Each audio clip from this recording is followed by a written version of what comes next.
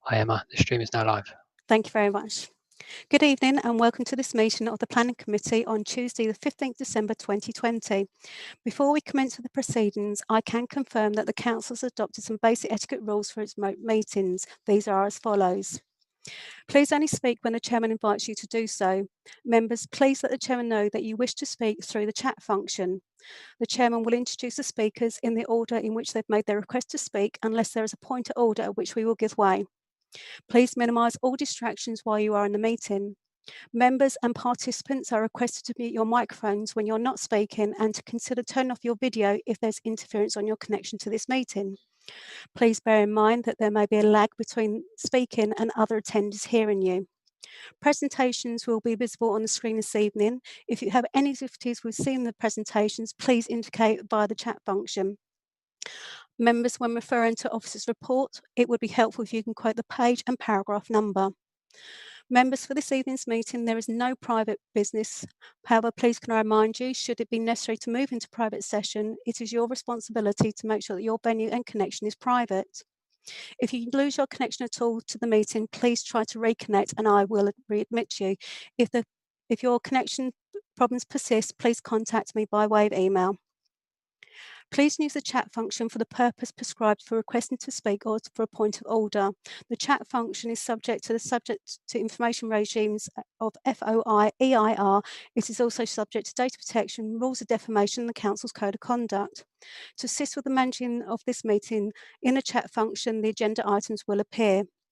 I can confirm that the meeting is quorum of the required members to attend. The Planning Committee consists of the following members. The Chairman is Councillor Wendy Scattergood, the Vice Chairman is Councillor Ona Parker, and the remaining members are Councillor James Abbott, Kevin Bowers, Tom Cunningham, Patrick Horner, Hilton Johnson, David Mann, Andy Mundy, Frankie Ritchie, Gabrielle Spray, Nick Unsworth, and Justin Wrench. For this meeting, we do have apologies from the Chairman, Mrs. Wendy Scattergood, and the Vice Chairman, Mrs. Ona Parker, will be chairing this meeting in her absence. We also have officers in attendance, and these are Chris Paggi, Neil Jones, Lisa Page, and Amy Lester. Alison Webb is the Governance Officer who will be clerking this meeting, and my name is Emma Wisby, and I am the meeting facilitator. To help distinguish the public to understand who are Councillors' officers on the broadcast, Councillors have a prefix of CLLR before their name, Councillors have a prefix of officers have a prefix of officers, and registered public speakers have PQT before their names. Thank you very much, members. I now hand over to the Chairman, Councillor Ona Parker. Thank you, Mrs. Parker. Emma, Mr. Tufnell's in the waiting room. Thank you. Chairman, with your permission, can I please admit Mr. Tufnell and check his connections before we proceed with items of business, please? Yes, please, Emma. Thank you. Thank you, members, for your patience while I just attend to this last matter. Good evening, Mr. Tufnell.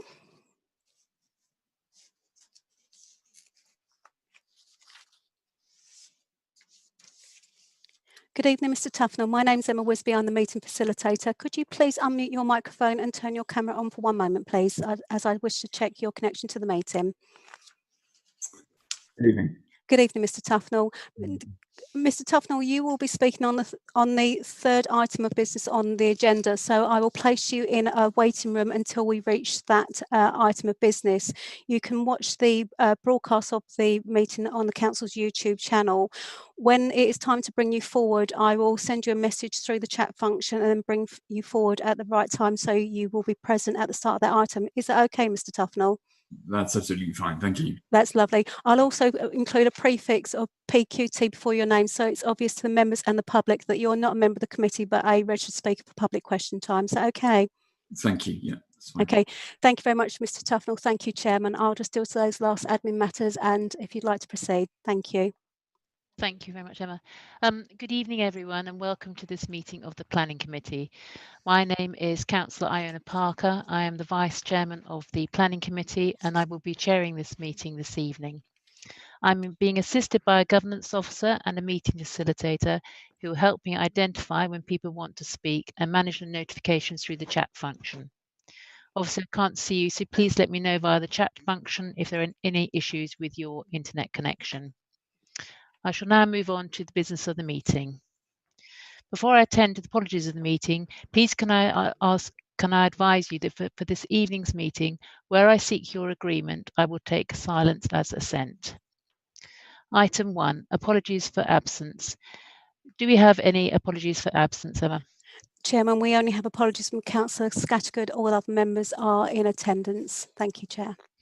Thank you, Emma. Item 2, declarations of interest. Are there any declarations of interest that members wish to make this evening? If so, please could you let me know via the chat function. Before that, please, I will make a joint declaration on our behalf in respect of Matthew Wood, who is a former officer of this council. Thank you. Councillor Ritchie. Thank you, Madam Chairman. Can I declare a non-pecuniary interest, please, in agenda item 5C, which is 20012661 variant. It's for the GridServe application. My interest is as Vice Chairman of Great Notley Parish Council. For transparency, I'd just like to note that the meeting minutes of that parish council where they discussed this planning matter, I was removed to the virtual waiting room and had no contribution whatsoever to the discussion of any points that were outlined and summarised in this evening's report. Thank you, Madam Chairman. Thank you, Councillor Ritchie. I also have Councillor Cunningham. Thank you, Madam Chairman. First of all, can I declare a non-pecuniary interest in item 5A? I've had representations from the Kelvedon community, but not commented on them. I will remain in the meeting. And then can I declare an enhanced non-pecuniary interest on both items 5B and 5C? Item 5B is the item that relates to the wider Manor Street Victoria Square development, which I've publicly supported in a cabinet role. Consistent with other declarations, I will therefore leave the meeting on that item. And also on 5C, which the item relating to GridServe, who I've again publicly supported in a cabinet role and as chairman of the Horizon 120 reference group, and consistent with previous declarations, I will be absent for that item as well. In addition, following on from Councillor Frankie, non-pecuniary interest again in 5C as a member of Great Notley Parish Council, who are referenced in this report and discussed it at their council meeting. Thank you very much, Madam Chairman. So I will leave at the end of item 5A. Thank you. Thank you, Councillor Cunningham. Also have Councillor Abbott. Thank you, Madam Chairman. I'm a member of the Horizon 120 reference group, MPI. Thank you, Councillor Abbott. I don't believe anybody else has any interest to declare, so I will now proceed to item 3, minutes of previous meetings. Members, for this item, I will seek in your agreement, therefore silence will be taken as assent. However, if any member wishes to raise an issue in respect of the minutes, please indicate via the chat function. Do any members have any objection to the approval of the minutes of the meeting of the 8th of December as an accurate record of the meeting? Thank you, members. Your silence is agreement that the minutes are an accurate record. I will now proceed on to item 4, public question time. Members, we have a number of registered speakers this evening who will invite to speak before the relevant planning application. There are no registered speakers who wish to address the Planning Committee on general matters, so I will now move on to item 5, planning applications. Members, you will have seen from the agenda there are no applications in Part B for this evening, and I will therefore move on to the first of tonight's planning applications in Part A. Agenda item 5A, application number 19/01025/full, land west of Kelvedon Station, Station Road, Kelvedon. Members, before we have the officer's presentation on this application, we have 5 registered speakers to hear from. The first registered speaker is Mr. Alan Stones on behalf of Kelvedon and Fearing Heritage Society. Mr. Stones, if you would like to unmute your microphone, and you have 3 minutes to make your statement. Thank you. Thank you, Chairman. The Kelvedon and Fearing Heritage Society has as its remit, amongst other things, the protection of the character of the 2 villages, including from major housing development. We didn't object to the principle of development of this site, but are disappointed with the design quality of the scheme that's resulted. We objected to the site-wide design guide on the basis that although the applicant made reference to the character of the area and to the principles of the Essex Design Guide, there was little evidence of heed paid to either. The primary road is lined with detached houses at 30 dwellings per hectare, though the Essex Design Guide advises against this over 20 dwellings per hectare. The secondary roads are lined with parked cars at right angles to the curb, also advised against by the Essex Design Guide. Moreover, the houses are deep plan and narrow frontage with shallow pitched roofs, also advised against by the Essex Design Guide. The design of housing is not a purely subjective matter.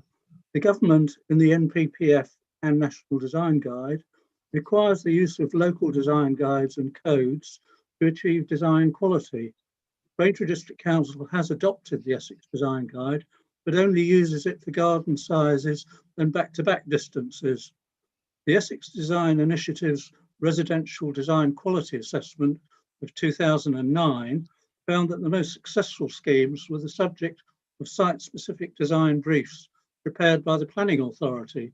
Instead, Braintree District Council has left this to the applicant, and unsurprisingly, the site-wide design guide turned out to be tailor-made for the application scheme. We complained to the local government ombudsman about Braintree District Council's failure to use local design guidance in the case of the Bloor Homes application at Fearing. We may well do so again with this application. A housing design audit by University College London for the Place Alliance earlier this year found that 75% of new housing across the country was of poor design and should have been refused. Braintree District Council should be responding by increasing its involvement in the design of housing, not abandoning its use of design guidance and leaving site-specific design issues to the applicant. Thank you, Madam Chairman. Thank you, Mr. Stones, for your statement. You're welcome to watch the remainder of this item. However, please, if you could mute your microphone. Thank you. The second registered speaker is Mrs. Catherine Evans on behalf of the Ramblers Association. Mrs. Evans, if you could unmute your microphone, and you have 3 minutes to make your statement. Thank you. Good evening. The Ramblers' focus is on public rights of way and walking for leisure, health and as a means of sustainable transport. The Ramblers also seek to improve the network for the benefit of all, bearing in mind that cyclists have no right to cycle on public footpaths or footway/pavements. The Ramblers neither support nor oppose this development, which has been granted outline planning permission. However, we do seek implementation of National Planning Policy Framework and BDC policies to improve and enhance walking and cycling provisions. The surfacing of Kelvedon Public Footpath 12 between Kings Meadow Court and the footbridge over the railway line is welcome and necessary with these extra 238 homes. However, person-activated solar lighting should be provided, as for the estate perimeter path, so that the route remains safe and attractive in the winter, late afternoon and evenings. Nothing has been provided to encourage cycling. This is contrary to policies and government objectives. A 2-metre wide cycle path should be provided alongside the public footpath.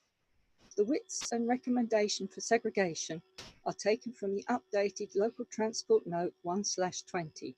Cycle ramps, also useful for children's scooters, can be provided at the railway bridge. Figure 20 in Part 2 of the Design and Access Statement and page 39 of the Officer's Report refer to soft/enhanced landscaping along the south-eastern railway boundary, adjacent to Kelvedon Footpath 12, to soften the development and provide screening. However, the boundary plans still show a 1.8 metre high brick wall, this being the only site boundary with such an unnecessary and unfriendly Fort Knox approach. The southeast boundary plans must be amended to deliver the shrub planting and occasional trees as stated in the officer's report. This is much better visually and enables carbon capture, unlike a brick wall. The general arrangement drawing shows footpath 12 ending up against a tree. The Harris fencing around the site now is obstructing the east end of the trodden path of footpath 12. So people are having to traverse a steeper bank, approximately 30 inches high, previously with a wire fence, between the development site and King's Meadow. An acceptable slope, surfacing, and unimpeded route must be provided. It appears wholly unnecessary to have both Kelvedon Footpath 21 and a perimeter path running along the hedge that forms the western site boundary. Footpath 21 should be surfaced and enhanced or diverted to run along the perimeter path. Enhancement of the narrow, muddy, down and up southern exit onto the arable field and thence to the brick bridge or the wider countryside would be welcome. For a site so apparently suited to the encouragement of walking and cycling, more should and could be done to implement National Planning Policy Framework paragraphs 91, 98, 102 and 104, which seek the provision and enhancement of easy pedestrian and cycle connections and the encouragement of walking and cycling. Also of the Essex Green Infrastructure Strategies, paragraphs 7.43 and 7.4.4, including the development of sustainable transport routes and improved non-motorised connectivity, and of BDC policies CS7 and RLP 49 and RLP 50, and the publication draft local plan policy LPP 44, sustainable transport. Thank you. Thank you, Mrs. Evans, for your statement. You're welcome to watch the remainder of this item. However, if you could please mute your microphone. Thank you. The third registered speaker is Kelvedon Parish Council, and their statement will be read by the Governance Officer, Alison Webb. Alison, if you could please read the statement. There is 3 minutes for the statement. Thank you. Thank you, Madam Chairman. This is the statement of Kelvedon Parish Council. The Parish Council represents the views of the community and as such acknowledges that additional housing is required to support projected population growth. The emerging Kelvedon Neighbourhood Plan, Policy H01, supports this and makes reference to this particular site. However, this is the first significant development in the village for over 20 years and possibly not the last, and therefore this site needs to be designed to the highest standards to be able to set a benchmark for future proposals. New development should reflect the genius loci of the village to ensure that the new residents in this development can feel that their surroundings are cohesive with the rest of the parish, instead of it being an outlier. Unfortunately, the design and access statement cherry-picks design features from around the village to support stock housing designs within character areas, rather than that character driving design holistically from the start. The government's ethos of building better, building beautiful should not be the mantra when considering all new development proposals. The Council does not believe that the current design proposals fulfil this, and that further design development should be undertaken prior to permission being granted. The Parish Council also wants to see this development being as sustainable and as appropriate as possible, and that these proposals not only meet expectations for new development in an age of climate change, but preferably exceed them. We do not believe that elements of the soft landscape, both in design and plant selections, are appropriate, and that the proposals for SUDs do not go far enough to support green and blue infrastructure. The decision should therefore be deferred until issues with building design, architecture, soft landscape design and SUDs have been resolved. That's the end of the statement. Thank you, Madam Chairman. Thank you, Alison, and thank you, Kelvedon Parish Council, for your statement. The fourth registered speaker is Councillor Paul Thorogood, who's the District Ward Councillor for Kilverden and Fearing. Councillor Thorogood, if you could please unmute your microphone, and you have 3 minutes for your statement. Thank you. Okay, thank you, Madam Chairman. I have two major concerns with this application. One, noise. The noise impact assessment accompanying this application focuses on the impact of noise on the new homes in the development rather than bounce back noise from trains affecting existing residents. The report acknowledges there will be an increase in noise, but says it won't be significant, a subjective term. This conclusion was based on modelling, but objectors have told me that they have not been approached to test the modelling from their properties. Residents in Kelvedon need assurance that bounce back noise won't be a problem. Either move blocks of flats away from the railway line boundary or include conditions for measures to be implemented to mitigate bounce back noise, such as screening by the way of tree planting, as was shown on the original plans prior to outline permission being granted. 2. Flooding. On Friday, I sent members photographs showing the River Blackwater bursting its banks on Saturday the 5th of December this year, after less than an inch of snow fell the day before and quickly melted after a period of rain. This was to show you that it doesn't take much in the way of precipitation and the resulting runoff to cause the river to burst its banks in this locality. Historically, Kelvedon was built in a natural bowl that followed the bend of the river. So far this century, there have been 3 major flooding events in Kelvedon and Fearing when residential properties and businesses were flooded. Currently, rainwater runoff flowing from this development site passes along a drainage ditch at the rear of the gardens of homes in Coggeshall Road and then via a drainage pipe into the River Blackwater. Once this 10-hectare arable field becomes a housing estate, logic suggests rainwater runoff will increase. The report by Peter Richardson, the Flood Risk Officer for Essex County Council, says a detailed surface water drainage scheme for the site needs to be approved by BDC, and this needs to show the satisfactory storage and disposal of surface water from the site over the whole lifetime of the development to prevent flooding.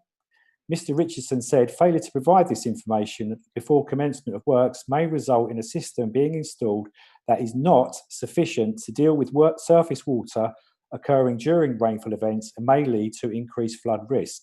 He added it may be necessary for BDC to consult relevant experts outside BDC's own planning team to carry out a sequential test in relation to fluvial flood risk because it is outside of his remit. The submitted plans show a single suds basin to the east of the access road as opposed to 2 on the outline plans. The omission of the second basin results in a greater reliance on the underground storage from where runoff will be discharged into the river system. The surface water basin in these new plans is much smaller than on the previous application, and this increases the risk of flooding. Therefore, I suggest the second basin should be reinstated, and if more open space is required, the amount of housing should be reduced. The committee should not rely on Colour Homes to mark their own homework on this matter, and as Mr. Richardson advises in his December the 3rd report, officers should instruct independent third-party experts to carry out a flood risk assessment on behalf of BDC. 3. Other concerns. Finally, there are still 8 homes in the plans that lack adequate garden space. The officer's report admits there are areas where the site doesn't meet the Essex Design Guide standards, and that Habitat's regulation assessment has not yet been approved by Natural England. Thank you.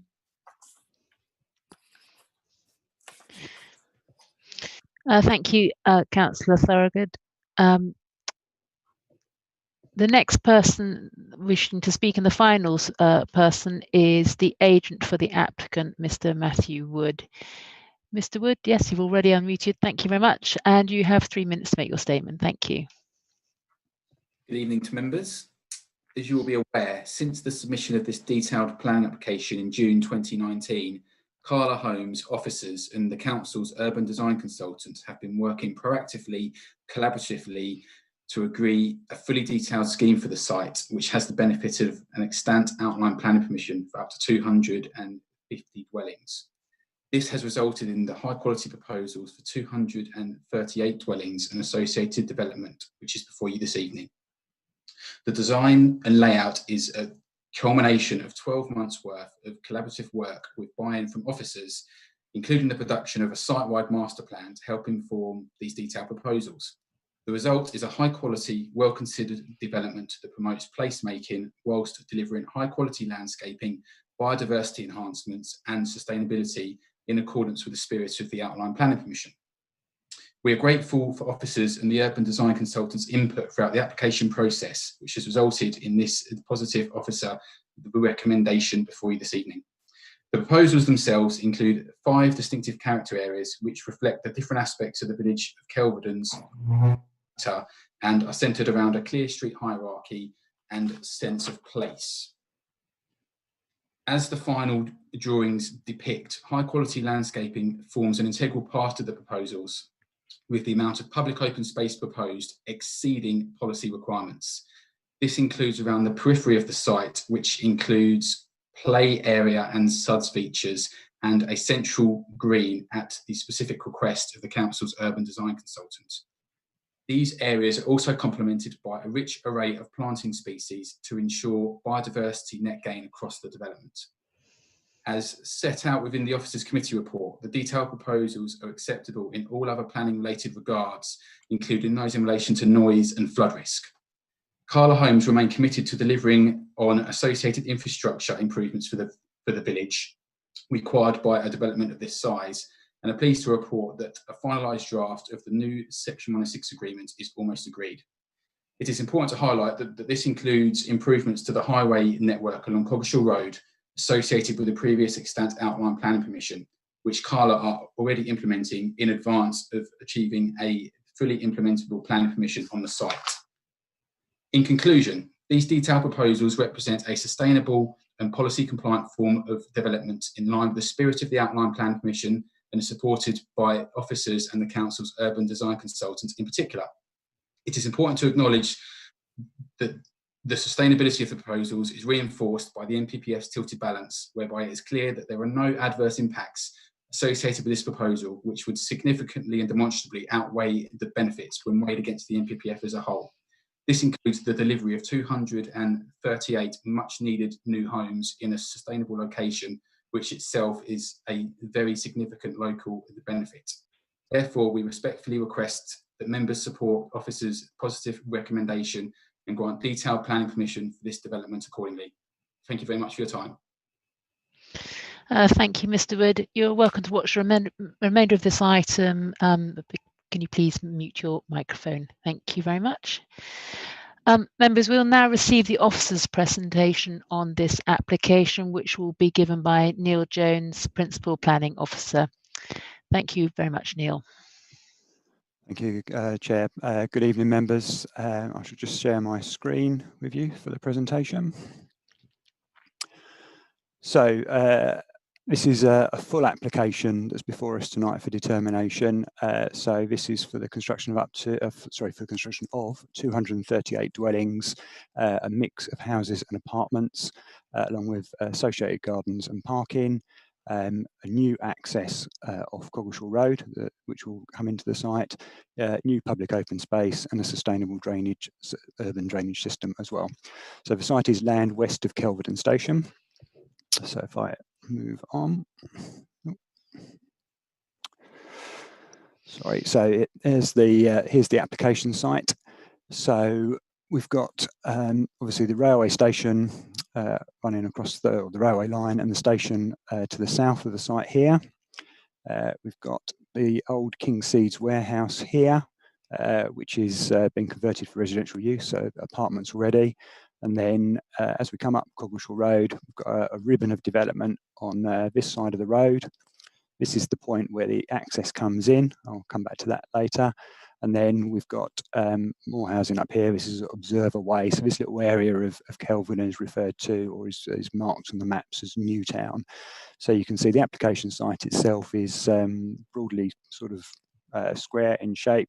It's just an arable field at the moment, existing hedge line along the western side, some planting along the residential boundaries to the rear gardens there, which is slightly mixed. Some garden boundaries quite densely planted, some currently enjoy an open aspect over the field. And just whilst we're familiarising ourselves with the site at the start, the public right-of-way, which was referred to at the start, or there's two actually that affect the site. So we've got one that runs across the south of the site here, you can see marked on. So coming from the King Seeds warehouse across here. So that's one where Ms Evans was talking about, where there's the slope which walkers are currently having to encounter. And you walk through, and then you can carry on through, and then this is the iron footbridge over the railway line here. There is an additional right of way which runs up the western side here. So this is the other right of way which was referred to at question time. So it runs up to just near the top here, where there's a footbridge which then takes you through into the next field, and then you can continue north there. So two public rights of way within the site. So that's just an aerial image just to show the site in the wider context with the village. So you can see quite a significant addition in terms of area and number of dwellings to the village. Does sit to the north of the railway line, so not on its own. It does sort of fill in behind the housing on Coggeshall Road and Observer Way. So I'll come back to sort of the map reference Newtown as it's referred to. So I guess at some point there was envisaged to be some sort of growth of the village there, but certainly given that it is close to the railway line, relatively close to the village centre and the facilities, it is what officers would consider and the council's considered a reasonably sustainable site in terms of its location. So just in terms of site photographs, so these were taken from the design and access statement. I have to say I took some myself, but they probably weren't as good as these, so I'm relying on these. So just to, as you can see, we've got some of the field boundaries here. So this is number 1, so looking across the north of the site here. View 2, so looking down across the field. And then 3, further boundary along the north there. And then some other photos which just sort of show, this was obviously taken a while ago when the application was first submitted, but you can see largely an open arable field, some vegetation around the edges, trees and hedges, some semi-improved grassland across the south of the site, which is of particular ecological value, which we'll come back to, and just a couple of photos there of houses immediately adjoining the site. So as you'll have seen from the committee report, and as many members will probably recall, the council has previously granted outline planning permission for residential development of the site. So this is the parameter plan that was approved as part of that 2017 application. The permission that was granted was for up to 250 dwellings. So just to reference back to the application that we have before us now, Carla are applying for 238, so below the maximum number that the outline would have permitted. So the parameter plan showed a few different elements. So you can see obviously the access coming in from Coggeshall Road. It's rather large sort of grey area here. That's to do with the visibility space which was required by the Highway Authority because of the curvature of the road. So that's not all to be road, but there will be a visibility splay there where the land is being regraded on the other side of the road to achieve the required visibility. But then coming into the site, we've got the green areas around the edge, what was indicated to be public open space, which included a play area up here. The sort of beigey colour, the main body here, is development of up to 2 stories, and there was a maximum height restriction put on there. And then this darker brown block to the south of the site has a maximum height of 3 stories, and again restricted to height of 11 metres. So those were matters that were dealt with through the outline, or have been established, I should say, through the outline. So the full application obviously has to be assessed on its own merits, but we do think the outline permission and the approved parameter plan is certainly a material consideration. Just beyond the darker brown block at the bottom, you'll see this hatched area. This is referred to as the ecology land. So when the outline application was assessed, that was found to be semi-improved grassland, which was being used by reptiles, was considered to be of ecological value, and will therefore be retained in an undeveloped state. So that was secured by the outline, and that's proposed again as part of the full application. So although the public right-of-way walks through it, it's not intended to be public open space, and certainly we wouldn't be encouraging sort of leisure activities within the wider area. So walking through by all means, but not to upset the ecological value of it. So that's the approved parameter plan from the outline, and that has been used to guide the full application. As I won't go through the full planning history, but members will have seen that there was an application to vary the approved parameter plan in terms of increasing the building heights. That went to an appeal. The appeal was dismissed. The inspector considered that the council were correct in trying to retain restrictions in terms of the heights of the dwellings, because if taller buildings, as was proposed, had been put on the site, or in the manner they were put on the site, there would have been a wider landscape harm.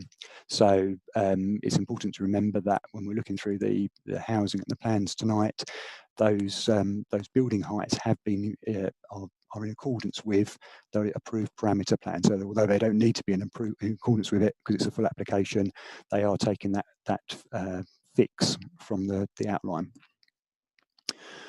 So this is the proposal. So I thought it was worth showing this early on because you can compare it to the parameter plan that we just saw.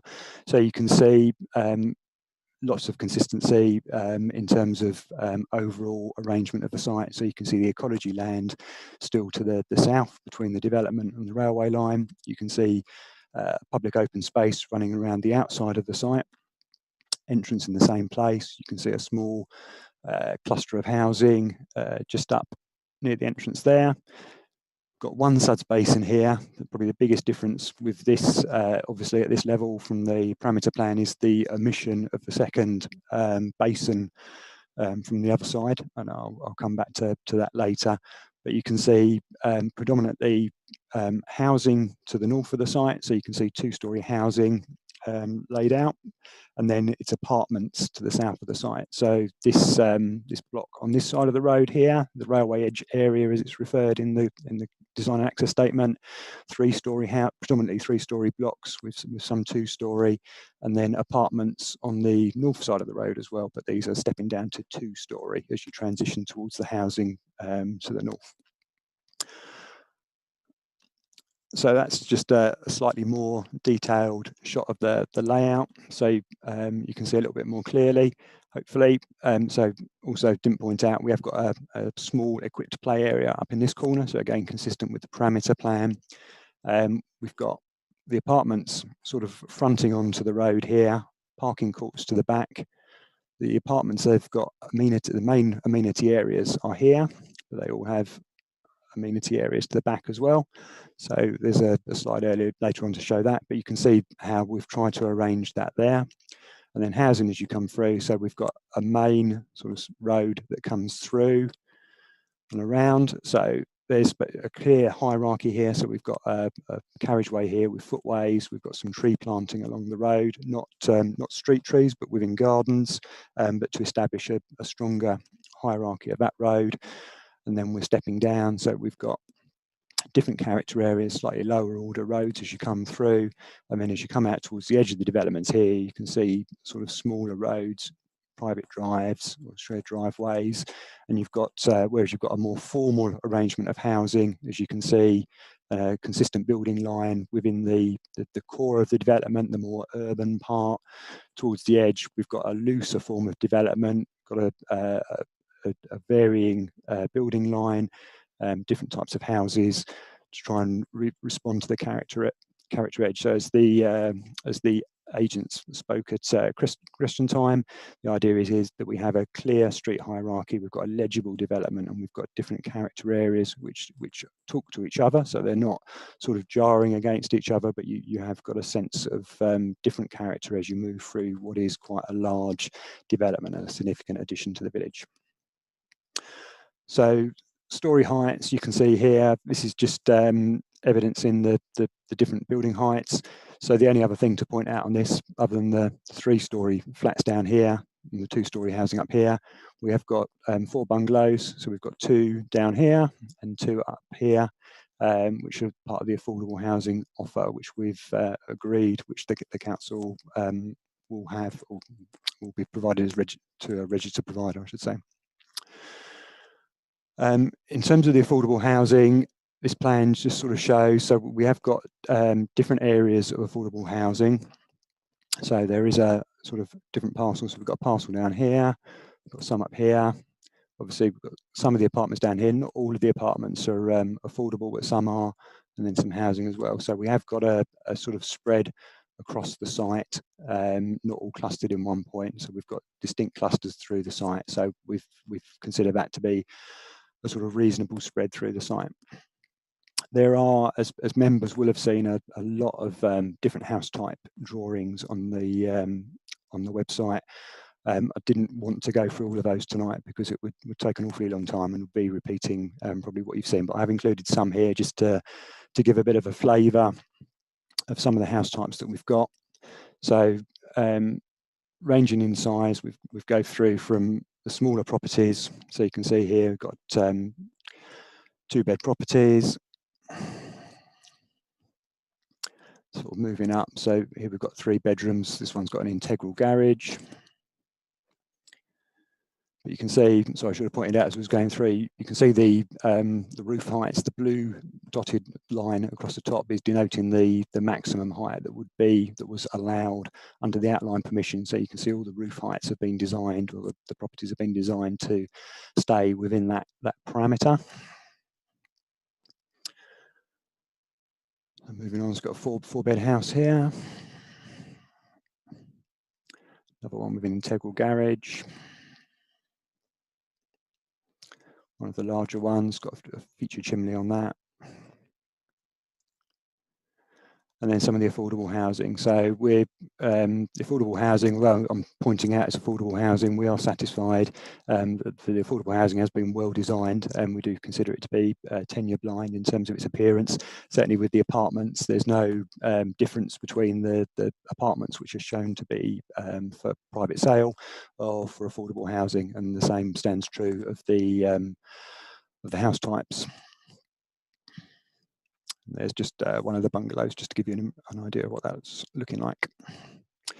So I think the house type drawings perhaps don't show the housing in their best light. So perhaps a little bit more focus on the street scenes that have been provided, which showed coloured up representations of what's being shown, and you can sort of see how the housing hangs together.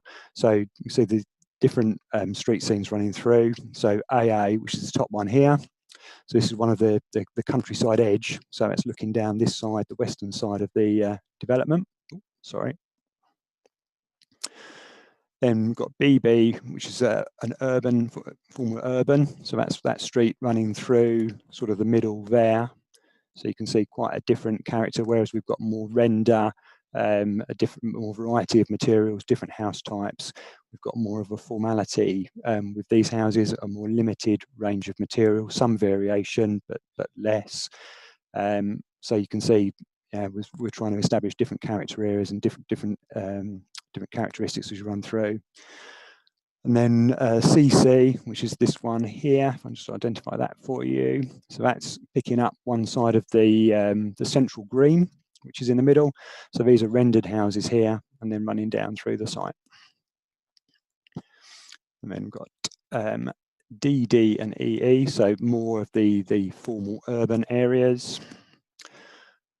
And then we've got these ones, which are further ones. So we've got the railway edge, got a couple here. So we've got GG, which is the sort of the northern side, so the 2-storey flats, so the northern side of the road, and the one below, which has got the 3-storey flats. So you can see how they'll look, how they'll stand together. And then we've got an additional, the bottom one, JJ, which is this countryside edge one down the bottom here. So that sort of gives perhaps a better impression of how the housing will look and how the streets will be formed with the houses looking together. So in terms of the apartments, it is perhaps a little bit different to some of the other schemes that we've had of a similar size in terms of a number of apartments. I think from the outline and dealing with that, we as officers always envisaged there being a slightly higher density, certainly the taller buildings being at the southern end of the site, reflecting the proximity to the railway station perhaps, and the presence of the King's Seed building just to the north. So you can see here, this is a slightly more detailed shot showing the arrangement of the apartments. So you can see we've worked quite hard with the developer to try and break up the car parking areas. So there's been numerous iterations of this. I forget what number of revisions we went up to get to this point.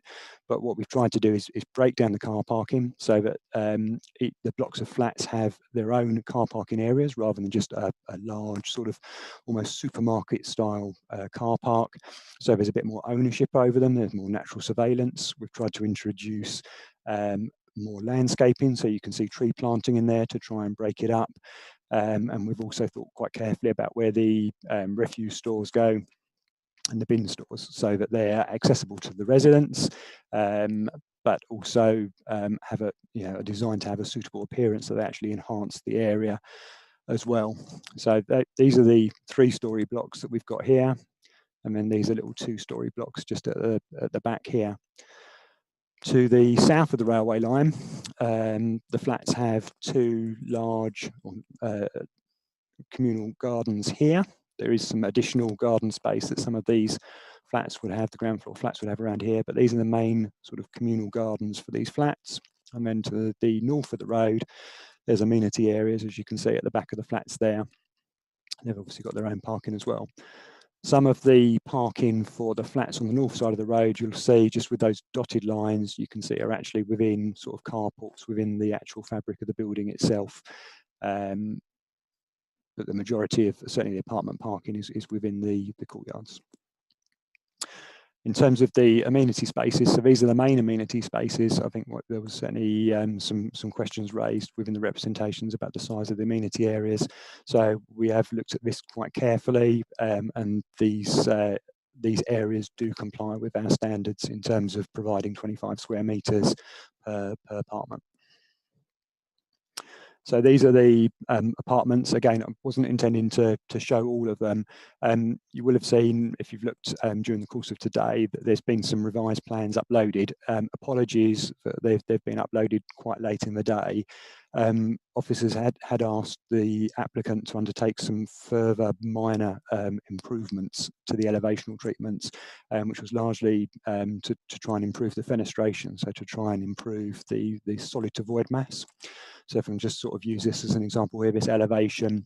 So previously we just had a set of 3 windows within this elevation. So there was quite a lot of brick wall or rendered wall there, and not a lot of window, which looked quite mean and didn't really enhance the appearance of the building. So we had asked the applicant to revisit that after the revised plans were submitted in November. We did get the revised plans through. We did ask for some further additional changes, again small in terms of fenestration. There was an issue there with regards to building regulations, which meant that the drawings had to be redone again. So they've been withdrawn for the umpteenth time, and were only received today. So apologies to members for only putting those on, but the changes were sort of fairly minor, so important to us, and we think they do improve the appearance, but not significant enough to warrant publicity again. And we're comfortable with the improvements that have been made. So that's one of the 3-storey blocks, just by way of illustrating. So predominantly brick, there is a render element, and there's also some brick detail. So you can see these here, again, doesn't show up particularly well on these drawings, unfortunately, but you'll have seen in the design and access statement and the images that have been provided by the applicant, it's a brick detail which sort of stands out. So it's trying to, again, break up the mass, break up the elevations, and add some visual interest to what are quite large buildings. But overall, as officers, we're quite comfortable with the result that we've got here. So that's just a floor plan of that block, just to give you an impression of that. And then I've just included an example of a 2-storey apartment block as well. So this is block B. So you can see obviously smaller in scale, but consistent in terms of materials. So still predominantly brick, some render, the brick detail as well. These panels here, for example, picking out. You can see there, this one's got an integral refuse store, but you can see they've got their own sort of doors and that. So all quite comfortable with those. There was one slightly more significant change to blocks C, D and E, which I would highlight. We did put it in the update, which was circulated today, but I thought it was worth showing the plan just to highlight the change. So as you can see, this is the original proposal that you may have looked at if you looked at it before today. So you can see this ground floor flat jutted out, and actually on the layout it was sort of, we as officers felt it was uncomfortably close to the road and sort of passing pedestrians and so on, and it seemed out of keeping with what we'd achieved elsewhere in terms of quality. So we asked the applicant to look at that again, which in credit they did. So the flat has been rotated through 90 degrees, and so you can see we've now got a bit, it's pulled back from the road. We've got that flat line now. So again, we're happy that that deals with that issue.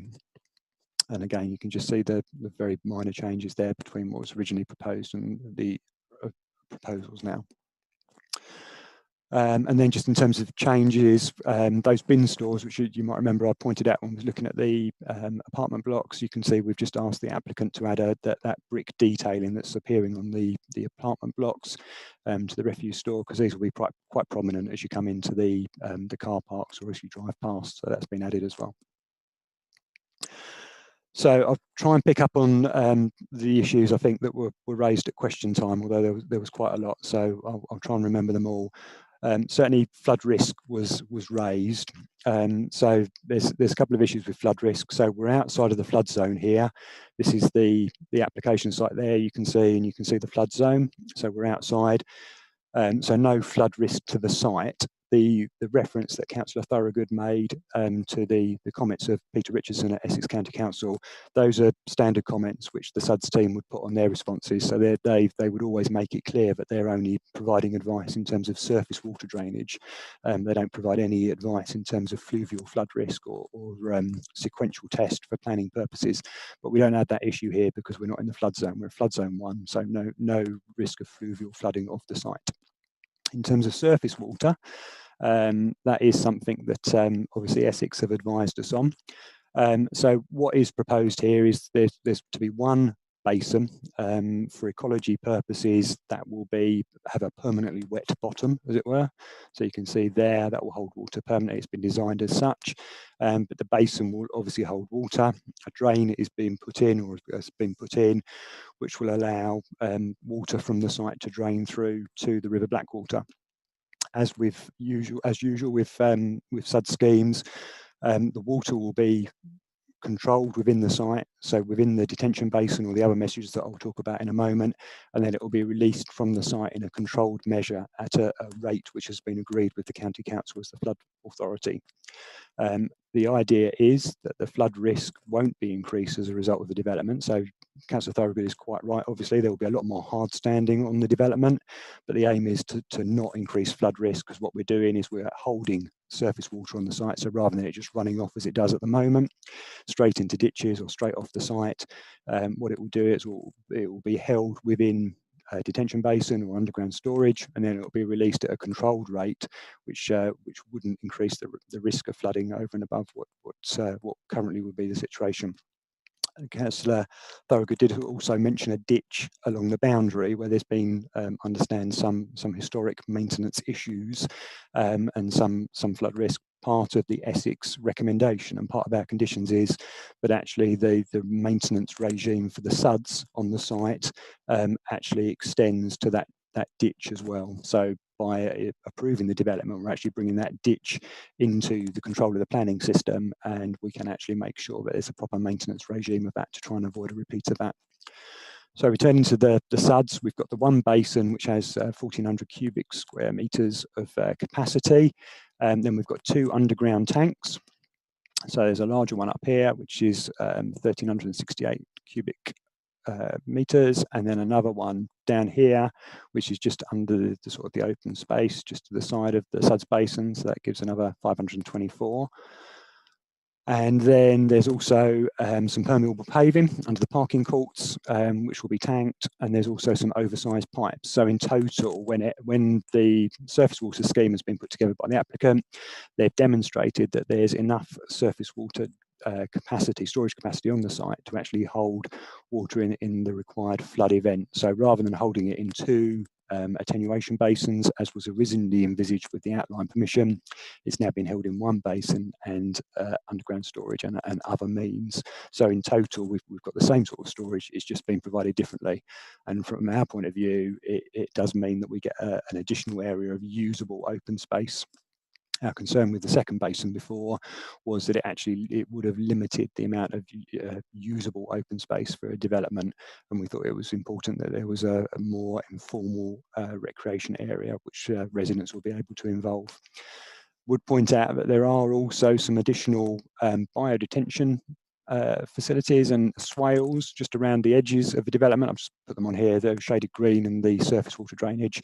So they offer additional surface water storage capacity and also have further benefits. They're not included as part of the strategy, so they're not relied upon, but they are an additional positive benefit. So I think that's a credit to the scheme as well when we're looking at surface water drainage. So trying to think about other issues. So parking has been raised quite a lot. Just to clarify, the intention with the application when we wrote the committee report was that all of the roads would be non-adopted, so they would all be owned by a management company and controlled by a management company. And as the applicant made clear within their parking documentation, the management company will be responsible for parking enforcement. So obviously the proximity of the station means that it would be a very attractive place to park if there were no parking restrictions in place. So how it's envisaged is residents would have visitor parking permits. So if visitors were coming to visit, they could use those and could park safely within the development without being subject to parking enforcement. But anybody else who was coming and parking and perhaps trying to use the station, for example, who didn't have a permit, they would be subject to parking enforcement from the management company. So it wouldn't be the parking partnership that controls the public highways or parking restrictions. It would be the management company that would be responsible. In terms of the circular walking route and HRA mitigation, Councillor Thorogood was quite right. We haven't had approval back from Natural England yet for the habitat regulations assessment. We have submitted one. We have done this once or twice before. We don't tend to, I can't remember having an issue from Natural England in terms of approval of one of our HRAs. We always seem to do what is required or more, which is good. So we don't envisage that being a problem, and we do ask for a resolution to grant subject to Natural England confirming that in this case.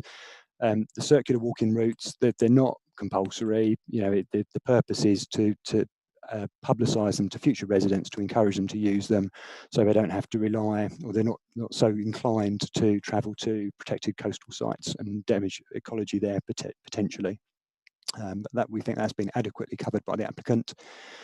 In terms of ecology, we have got a biodiversity net gain statement, which I think will probably become increasingly common as we go forward. We don't have a requirement at the moment for there to be a biodiversity net gain on the site, but the applicant has demonstrated how they will achieve that through the landscaping scheme that they're proposing and other landscape measures that they're putting in place. In terms of landscaping, I think this is probably the application which has had most landscaping comments on it, certainly far more than we would have on normal schemes. It's been subject to much discussion between the council's landscape officer, and obviously we've had representations from the parish council and others. We think there's still a bit of work to do on the planting. I think there's still a few small issues with that, and I think the landscape officer is looking for some additional tree planting, certainly along the southern boundary, which we have spoken to the applicant about. I haven't asked the applicant to produce revised plans for tonight because it's been a bit of a topic all the way through, and we wanted to get it before members so members could have their say as well. But we think the master plan sort of is certainly going in the right direction. We think there's some refinement to do there, certainly with regards to ecology, just making sure we're using native species only, where we're supposed to be around the edges for ecology purposes. But certainly within the development itself, the landscape officer is being supportive of some non-native species being used. I think we're having to think as a council about our approach with climate change. We need to try and find plants and trees which are going to survive and prosper in hotter, drier conditions and the weather that we're getting now. And increasingly, we may need to look at non-native species in some cases, and certainly within the streets and some of the car parks, we think the use of some non-native planting would be appropriate. In terms of other issues, there was some talk about the footpaths, which I'll come back to. Oh, sorry, that was the landscaping plan. But the footpath issues I'll pick up through the 106. I won't run through all of the 106 because I'm conscious I'm sort of rattling on and you'll have read it all already. But we've just summarised the 106 headlines there. Certainly, probably the headline there at the top is the affordable housing, 95 affordable units, of which 67 will be for affordable rent and including 2 wheelchair bungalows. So excellent news, I think, in terms of addition to the housing stock. Just moving on through the highways, I think it's probably the other one that I'll dwell on and just say a little bit about. We do have a situation here where there's an outline permission that's been granted, so there is a fallback position effectively in place. So when the Highway Authority has looked at the application, and I know some residents think that a new traffic counts and new modelling should have been done to account for other developments that have taken place in the area. The Highway Authority haven't considered that to be necessary because there is that outline permission that had been granted, which has established a principle of 250 units on the site. But there is still mitigation required. So in line with the outline permission, we are securing a contribution of £238,000 towards the junction or potential junction improvements. And I can certainly remember when we talked to the outline, we were saying this is probably one contribution we hope we don't have to spend. The Highway Authority consider that with the A12 improvements which are planned, traffic conditions along the high street are certainly expected to improve as the development comes forward and the A12 is delivered. So the money's there if the situation necessitates improvements at the junction, but if not, then we wouldn't be improving the junction for the sake of it. There are improvements to bus stops, which will be agreed as part of the Highway Works Agreement. We have asked the developer to put a new pedestrian footbridge over, so on that western boundary where it crosses over the ditch. The provision there at the moment is a couple of very old sort of sleepers, or 3 sleepers, one of which has fallen in the ditch, so that needs to be replaced because obviously that'll be used more as a result of the development.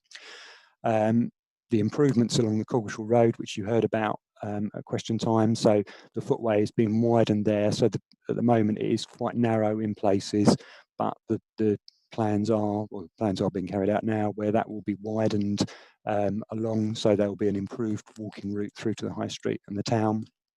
And in terms of the public right of way, just to clarify, so this is the application site, so this is the public right of way that runs through. So we usually would expect the applicant to do those works within the site. There are links to either side which need to be improved as well. So down to the bridge to the south and back up towards Coggeshall Road this way, which are off-site. So what's happened in this particular situation is the developer has agreed to pay Essex County Council the money to carry out the works for those public rights-of-way improvements, and also to put in the links back to the site. So there's just a little link there which will connect back to the leisure route, which is going to go around the edge of the site, and another link there. So they will be provided by the County Council through the contribution that they've received. So they will be improving off-site here in accordance with the maximum width that is available to them under the definitive map.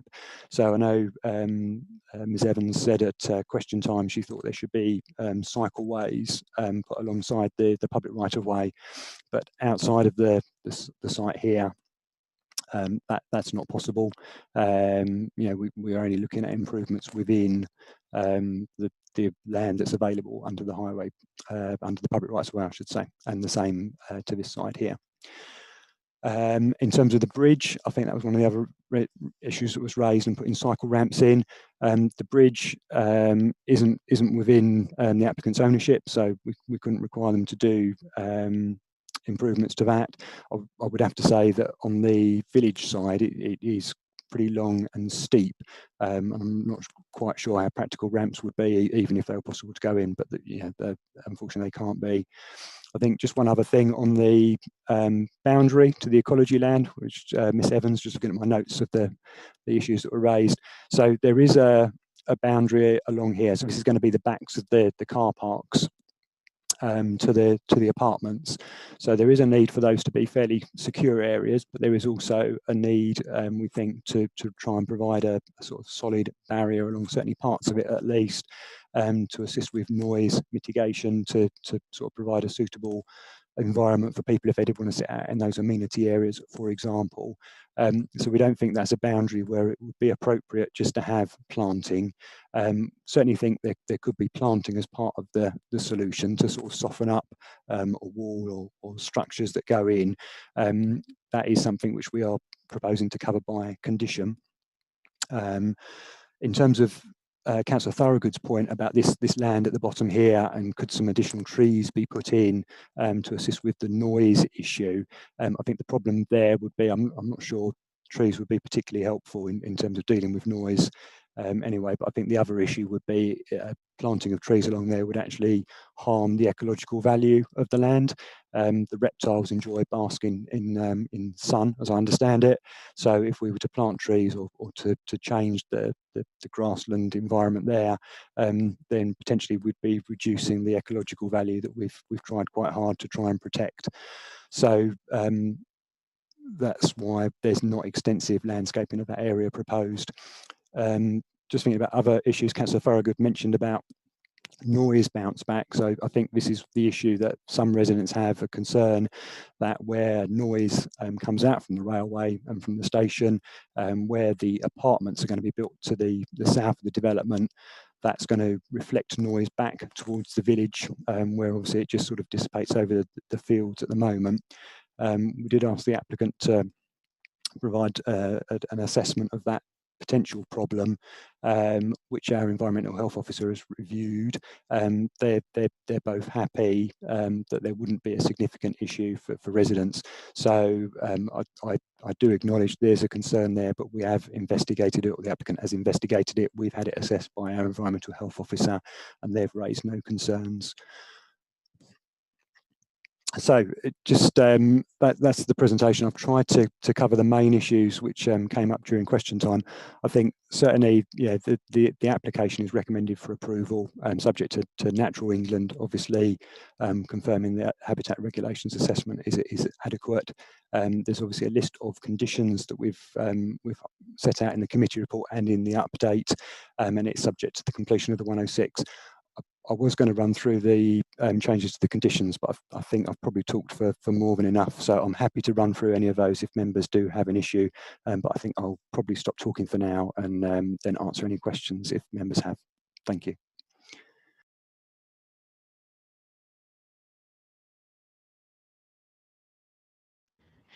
Thank you very much, Neil, for your presentation. Before I just hand it over to members, can I just ask you just to clarify, I'm sure it probably is covered somewhere in the report. Mrs. Evans raised questions about the surfacing on some of the footpaths, particularly the footpath which runs through the site going down towards a railway line. Is that going to be surfaced? Sure, I can clarify on that. So the 2 footpaths, you remember when I was talking at the start of the presentation, the one across the south, that will be surfaced, so that will be a tarmac conventional surface. Then on the western side, there's a public right of way which runs up probably about 2/3 of the boundary there, sort of a little way in from the hedge. The issue there, I think that Miss Evans was raising, was that the applicant is showing a leisure path. So that's this path which will be sort of a breed and gravel surface, so a sort of bound gravel, so not tarmac, but sort of a made surface. They're showing a leisure path which runs sort of parallel or slightly inside of the public right-of-way. So they're not actually proposing to improve the public right-of-way itself. That would be retained where it is. That would just be sitting within a grass area. So I guess walkers would have an opportunity to walk on whichever surface they chose. So I imagine during the winter they could take the breed and gravel path, which will provide us a firmer, drier surface, or if they particularly wanted to walk across the grass and not walk on the surface, the public right-of-way on the grass would still be available to them. Thank you very much, Neil. So I'd like to open this up to members now, and please indicate on the chat function if you would like to speak. So the first person who's requested to speak is Councillor Abbott. Councillor Abbott. Thank you very much. So this is a site that's draft allocated in the local plan, unlike some of the other sites we've had to look at, which were totally not allocated. And it is in a relatively sustainable location. So I'm going through the good things first. I'm pleased to see that we do have a separated open space and play area on this one, and we're not trying to dovetail that into a SUDS feature, which I hope we can try and avoid in the future, because for the fearing site, I don't think that's at all acceptable. They've got to be kept separate. My main concerns are on parts of the design and some of the things which appear to be completely missing from the scheme. So in terms of design, I think the problem we've got is those blocks of flats. That is a very large amount of blocks of flats all along one sort of line. There's no attempt to sort of break it up. To me, it looks rather, I hesitate to make the analogy with a certain Russian gentleman of some decades ago, but it's got that sort of block effect to it, which I don't think is a good design. This is, after all, a village. I know it's near a railway station, but this is after all a village, and I don't think, I think it's overbearing. I think that's the right word. Secondly, as Catherine Evans said, where's the contribution for cycling? There doesn't appear to be anything at all in terms of cycling. This is an issue that's come up at Braintree Council. There's a good, I think, cross-party support for getting better cycling provision in. There doesn't appear to be anything. Pleased to see that there's going to be a 20-mile-an-hour limit across the site. That's good, but I'm very concerned about the impact on traffic in the high street. Now, I know highways have said they don't think there'll be a material change, but they always say that. Anyone who knows Kelvedon High Street at peak times knows that any extra vehicles going down there is going to cause an issue. So I think that is a concern. And saying we're going to rely on the A12 solving our problems, well, we'll see. I mean, the A12 keeps getting put back, and we still don't have the full details on that yet. The officer mentioned there's still going to be discussion on the landscaping, which is good, because one of the things I'd like to see is some actual blocks of trees. And I actually agree with what the officer said about keeping the grassland area fairly open for that, because that's what it's there for. But in the other areas, perhaps we could see some blocks of trees, like sort of mini copses dotted around the edges. I think that could be quite effective. In terms of some of the things some of us have been banging on about for a long time, yet again, I mean, this is a housing estate with no on-site facilities apart from the play area. So anyone who wants to access any facilities has got to go off-site. And I'm particularly concerned, yet again, that we've got a financial contribution to the doctors when the NHS is saying the doctors can't cope. And this happens on all these sites. So, but then is what happens with that Section 106 money? So, for example, nearby Silver End, we've got loads of developments have had Section 106 contributions. Where's the improvement to the doctor's surgery? And I think that could be the issue in Kelvedon as well. I know there's discussions underway, but how can we be guaranteed that will actually be delivered? Doesn't appear to be any renewable energy on site yet again. I know we're stuck until we can get a new local plan, but I think that's rather disappointing. And then finally, there's no lighting condition. Now, I saw in the report there was something about an assessment had been made that the lights on the site and have been viewed by the county ecologists wouldn't affect the sort of surrounding areas, which might be habitats for things like bats. But I'm just wondering why I haven't got a condition. Is that because a lighting report has been included in the approved plans, or do we need an expressed condition?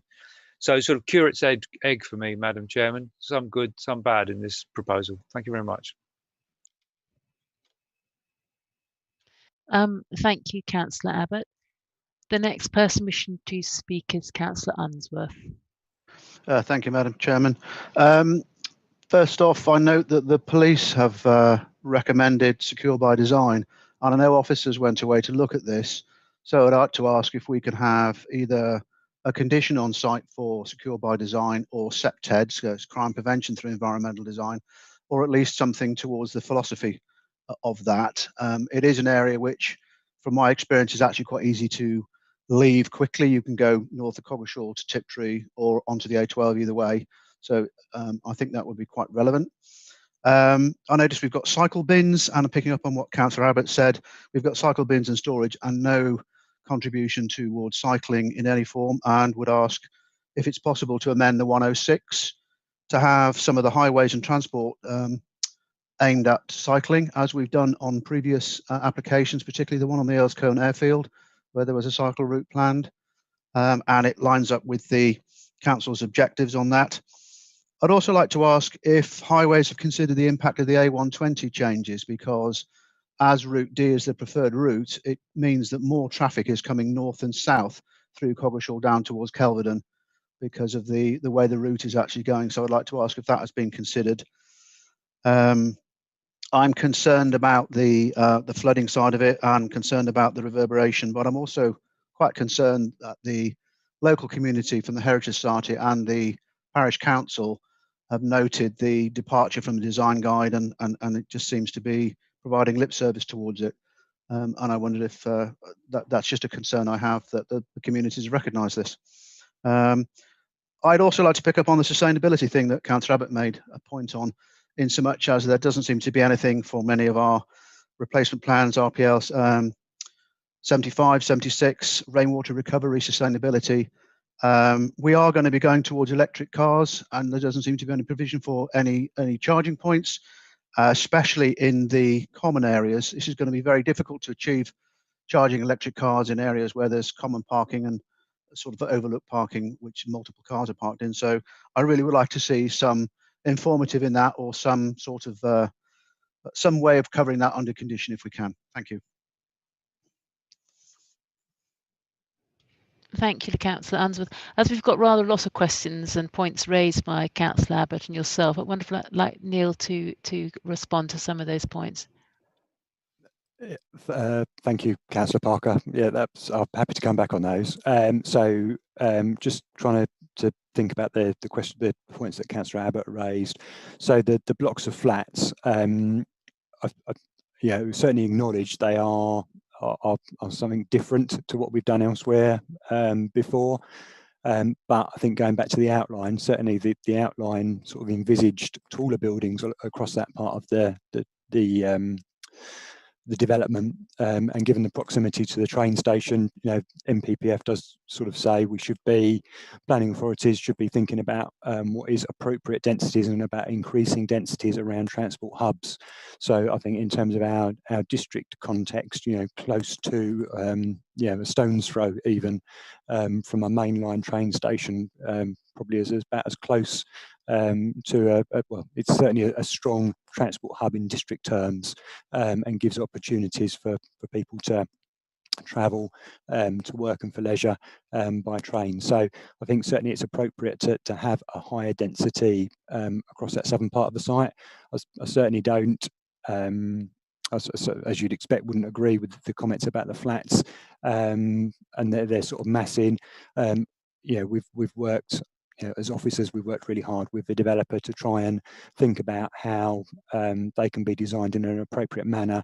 So to think about how we can use materials, how we can use design to break up massing so that they're not overbearing, that they don't look solid, but they do have sort of a suitable appearance. And as officers, we certainly think what's been put before us, or what we're putting before members for approval, is acceptable. Just moving through the other points, impact on traffic in the high street. The impact was assessed. The development obviously is going to generate more traffic. The main impact was considered to be on the junction, which we identified, and the developer has again agreed to make a financial contribution through this application, through the 106, towards improvements at that junction if the Highway Authority to consider that to be necessary in the future. Landscaping, absolutely agree with Councillor Abbott on the blocks of trees. That is one of the points that, that our landscape officer has raised, and that we have spoken to Carla about, and I'm absolutely confident, particularly along that southern boundary, we can get some blocks of trees in, and sort of perhaps mini copses, as Councillor Abbott referred to. So that's very much in thinking with where we're going with that. Both Councillor Abbott and Unsworth mentioned about cycling. Yes, you're quite right. No contribution towards cycling is proposed here. I think what we've had to bear in mind throughout this is that there is the outline permission there. So if we were to tear that agreement up and look at everything afresh and start again, and heap more contributions onto the developer, I think the developer is quite likely to say, I'll go for the outline, I'll go for reserved matters, keep my outline permission, and I won't pay the additional contribution. So we've carried forward the mitigation and the improvements that were there before. We didn't secure anything with the outline, which really was reflective of how we dealt with applications back then. Certainly all officers, I know from conversations I've had and with colleagues, we're looking to react to members' desire to see more cycling within the district. So we're really pushing developers hard, particularly on large schemes across that. And as those applications come through, that we've started talking to developers about over the last sort of 6 months, 9 months, where it's become much more of an issue, and I think that will start coming through to applications that come through, but sadly not with this one. We can't, unfortunately, reallocate some of the 106 money from sort of other highway improvements to cycling, because the money there was secured to mitigate highway impact on roads, so we couldn't do that, unfortunately. There is a condition with regards to electric car charging, so that was one of the things that we sent around in the update note today, just to clarify. So Carla have agreed that there will be electric vehicle charging put into some properties. They're not proposing to do it across the site. What we've said is if it's not being done uniformly, which it doesn't have to be at the moment, what we do want to do is try and make sure that we future-proof the development by putting in ducting, so that if, for example, electric cars, people want to charge them up in the parking courts in the future, the management company don't have to dig up all the hard standing to get ducting across, so that we can try and make it a little bit easier for those things to be put in the future. And equally with the housing, we're asking for an electric vehicle charging strategy, so that the applicant will need to present to us how they're going to try and future-proof the provision of the housing.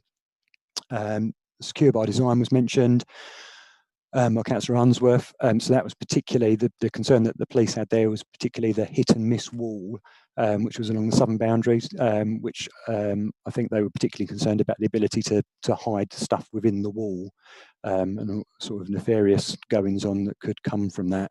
So we have fed that back to the applicant and said that needs to be removed, which they've agreed. So we do need to agree a replacement boundary treatment along that edge, but we can cover that through condition. I'm trying to think what else.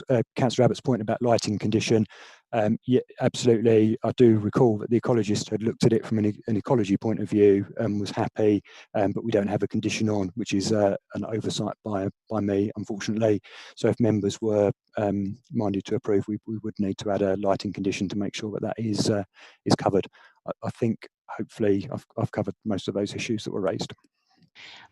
Thank you, Neil. Can I just Would you like to just comment on the fact that this design has not completely followed the Essex Design Guide? I know it's something obviously raised by the Heritage Society. Could you just comment on that as well, please? Yeah, absolutely. So the scheme's been developed. So what we do require developers to do is to carry out an analysis of the surroundings of the village, which they've done through the design and access statement and also through the site-wide design guide, and then look to come up with a scheme which is sympathetic. So it's not, we don't think it's appropriate that it always has to replicate exactly what's there at the moment. And I think sometimes if you do try and do that, then it can be quite unsuccessful, particularly on sort of large estates. So what we've tried to do with the scheme is try and get a scheme which we're comfortable with in terms of, as I said, sort of legibility, character, meeting the relevant standards in terms of amenity space back-to-backs. I think the Essex Design Guide is certainly really useful, and we still refer to it regularly, but some aspects more than others, if I'm honest. So if you look at some of the layouts that is proposed at the start, so I think there's an Arcadia layout which is proposed at the start, for example, which is something like 8 or 9 dwellings per hectare, which I think is fine of its time, but certainly, the local plan, the new local plan, says sites should be achieving a minimum of 30 dwellings per hectare. And certainly sort of more sustainable locations should probably be looking at perhaps a little bit higher. So I think we do reference the design guide, but we don't regard it as being the template that we have to follow. So we use it to inform our discussion and our design work, but we don't follow it.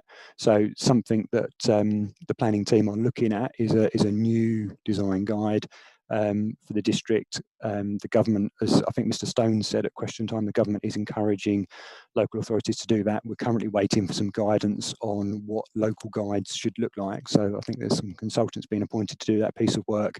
So we had planned to do this work already, but we stopped when we found out that the government were going to be issuing new guidance on it, because we didn't want to write something and then find out it was out of date straight away. So we're sort of using elements of the Essex Design Guide, which remain adopted policy at the moment, but not using it sort of slavishly. And like I say, this application has been designed in negotiation with officers and our urban design officer. Oh, thank you very much, Neil. That was a very helpful explanation. Thank you. I think all those points raised by Councillor Abbott and Councillor Unsworth have been addressed. So the next person who'd like to speak is Councillor Cunningham. Thank you. Thank you, Madam Chairman. First of all, can I not only thank Neil for his very detailed presentation this evening, but also thank the contributions in public question time, particularly from those in the Kelvedon and the Fearing and Kelvedon community.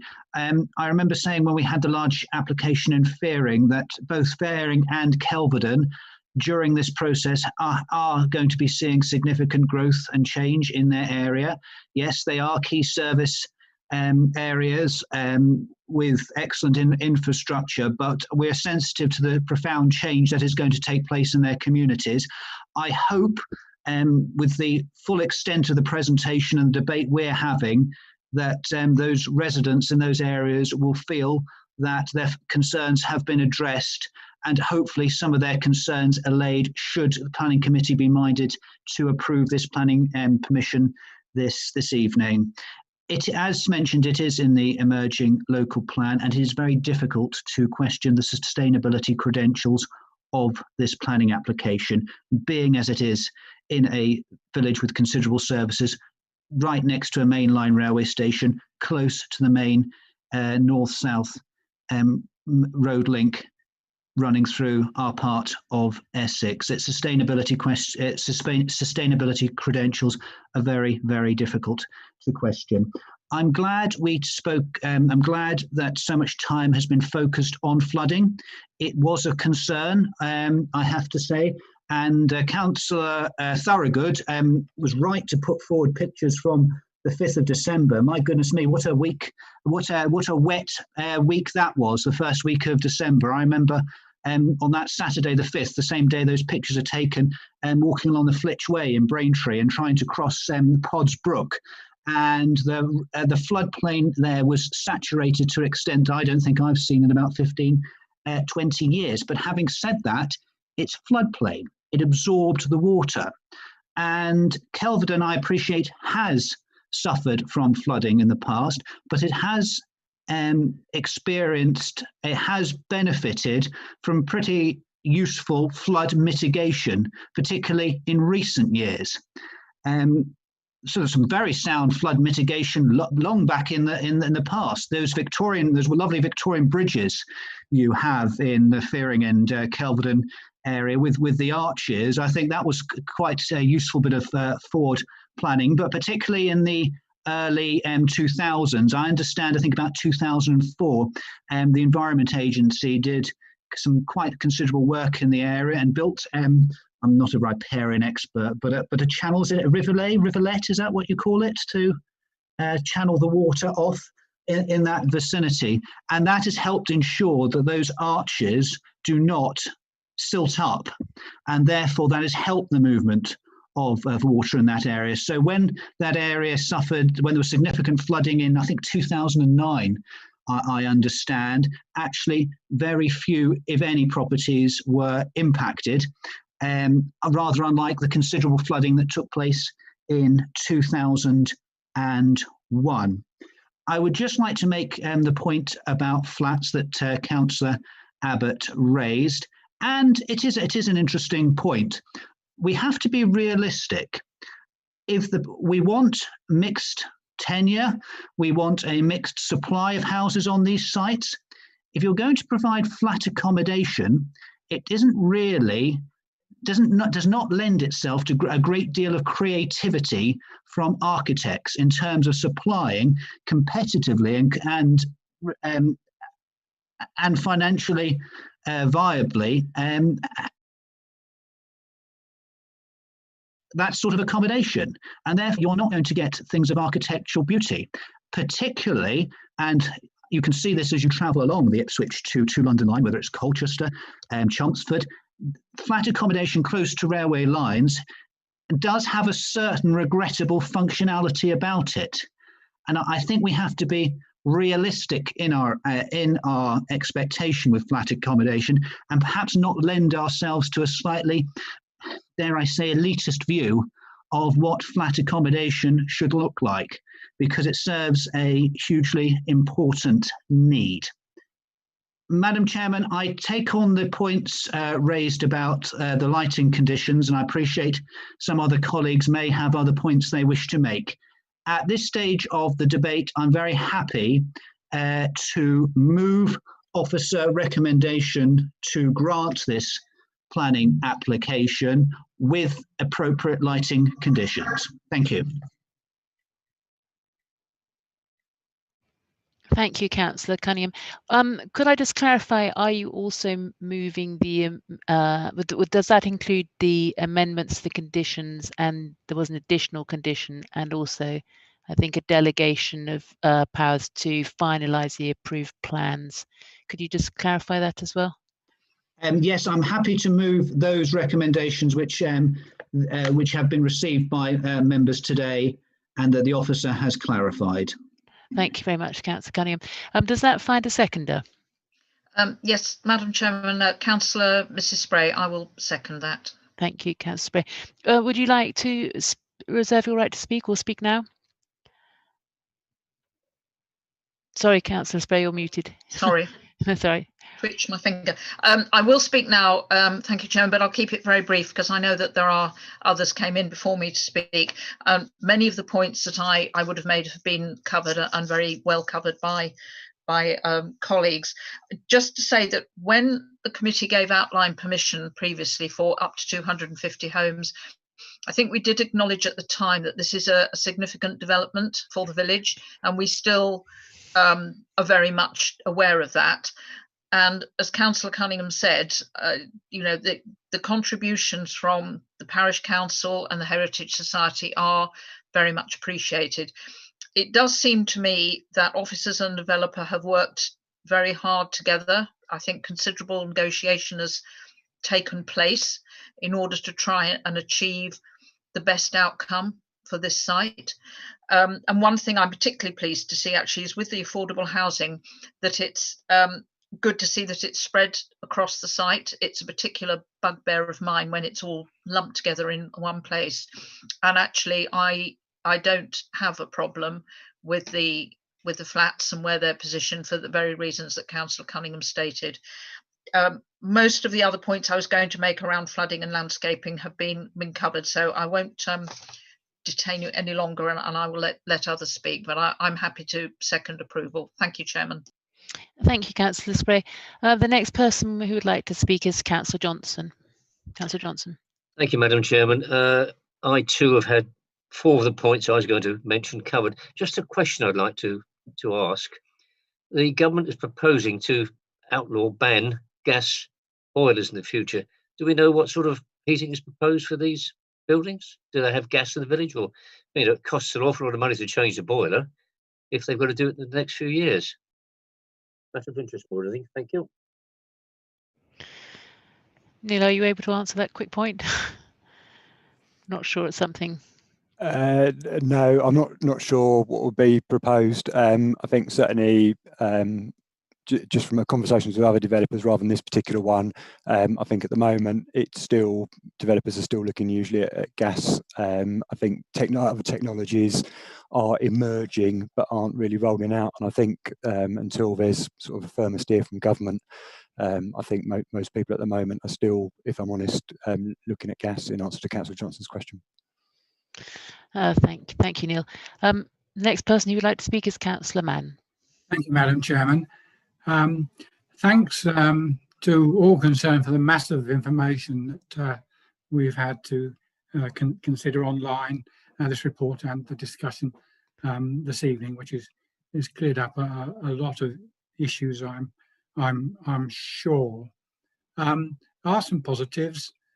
I do believe this application is policy compliant.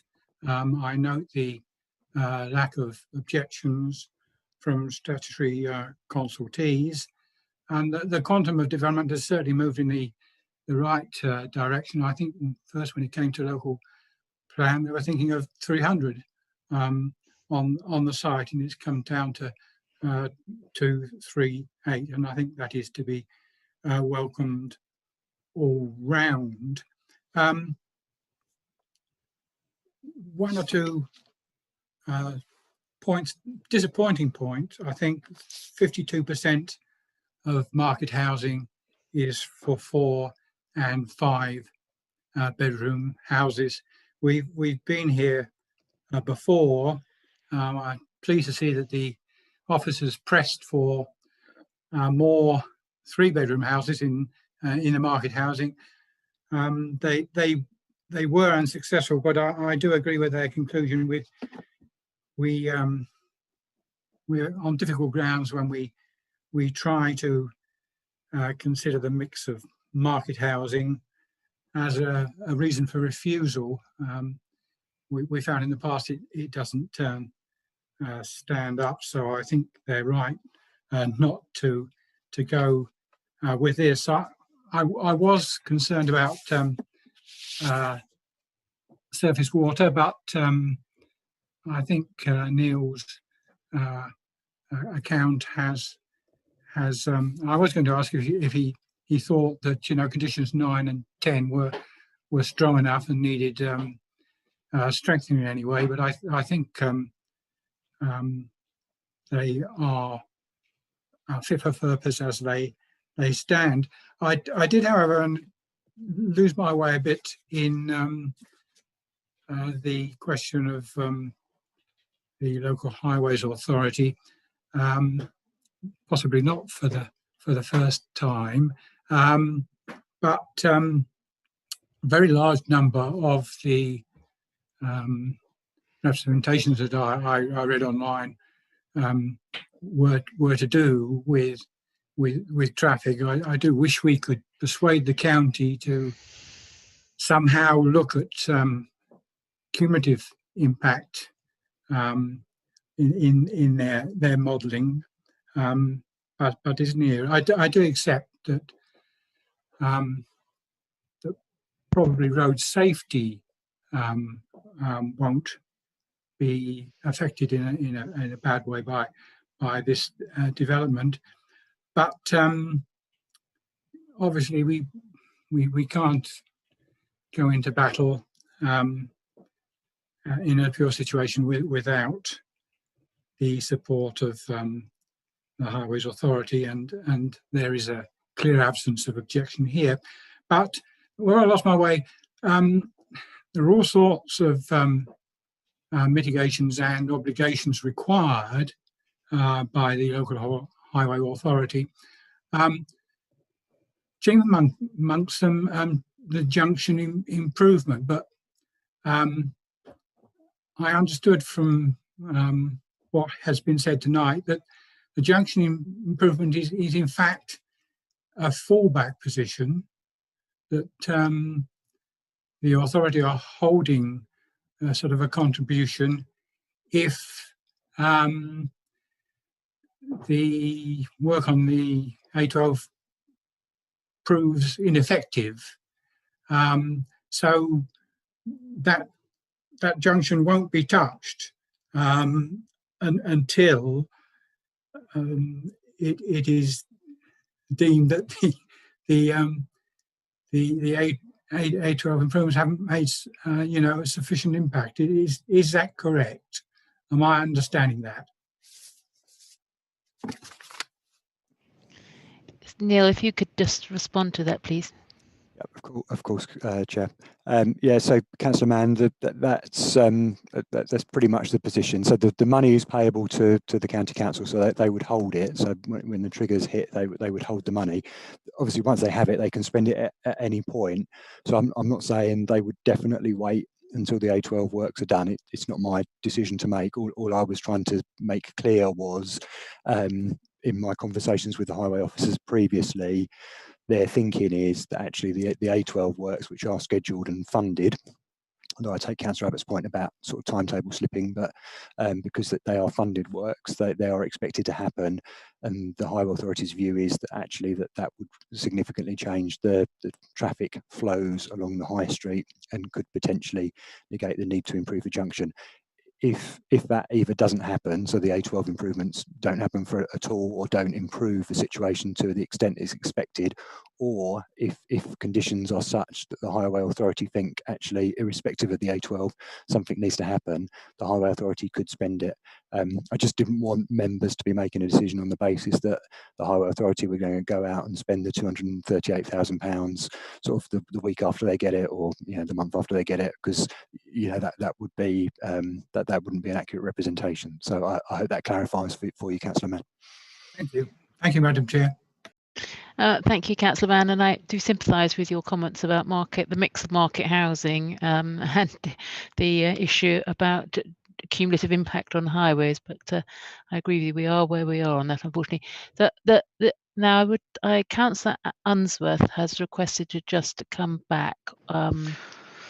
Thank you, Madam Chair. Yes, it was really on the secure by design thing. I think that's the lens with which the police have viewed that particular aspect of it. But what I would like to ask for is an informative on the application that secure by design is either adopted as a philosophy of the approach for it, if we can, please. That was the purpose of the original point. Thank you. Would that be possible, Neil? I think Christopher was just wanting to speak, Madam Chair, if that's okay with you, Christopher Badgie, to speak. Yes, Chris Badgie, yes. Thank you, Madam Chairman. Yes, I just wanted to come back. So obviously note Councillor Unsworth's point on the secure by design, certainly an informative would be appropriate. I would probably advise against a condition. I think that there was a sort of a wider point here, and it's come up on being raised in respect to previous applications. So secure by design is certainly something which, as a team, is something increasingly I'm keen to incorporate within earlier discussions on schemes. I think obviously with this particular application, we have a situation where this is a detailed application that has been in the system for some time, and actually I think Neil has understated the amount of officer time and resource from both himself and also the council's urban design consultant that's actually gone into this process to get this scheme to an acceptable design quality to be able to favourably recommend it to the planning committee. So I think my concern around a condition would be at this late stage that actually that may unhinge some of the conversations that have been had around some of the detailed design and layouts. So I would certainly recommend that if members are minded on that, an informative would be an appropriate way forward. But just to give the reassurance again that this is something that we will pick up as an officer team, and certainly on new schemes that are coming forward where we're having discussions at an early stage, these are the type of things that we will gradually incorporate within those discussions, that you will then see the evidence of that when those schemes come through and eventually are reported through to planning committee.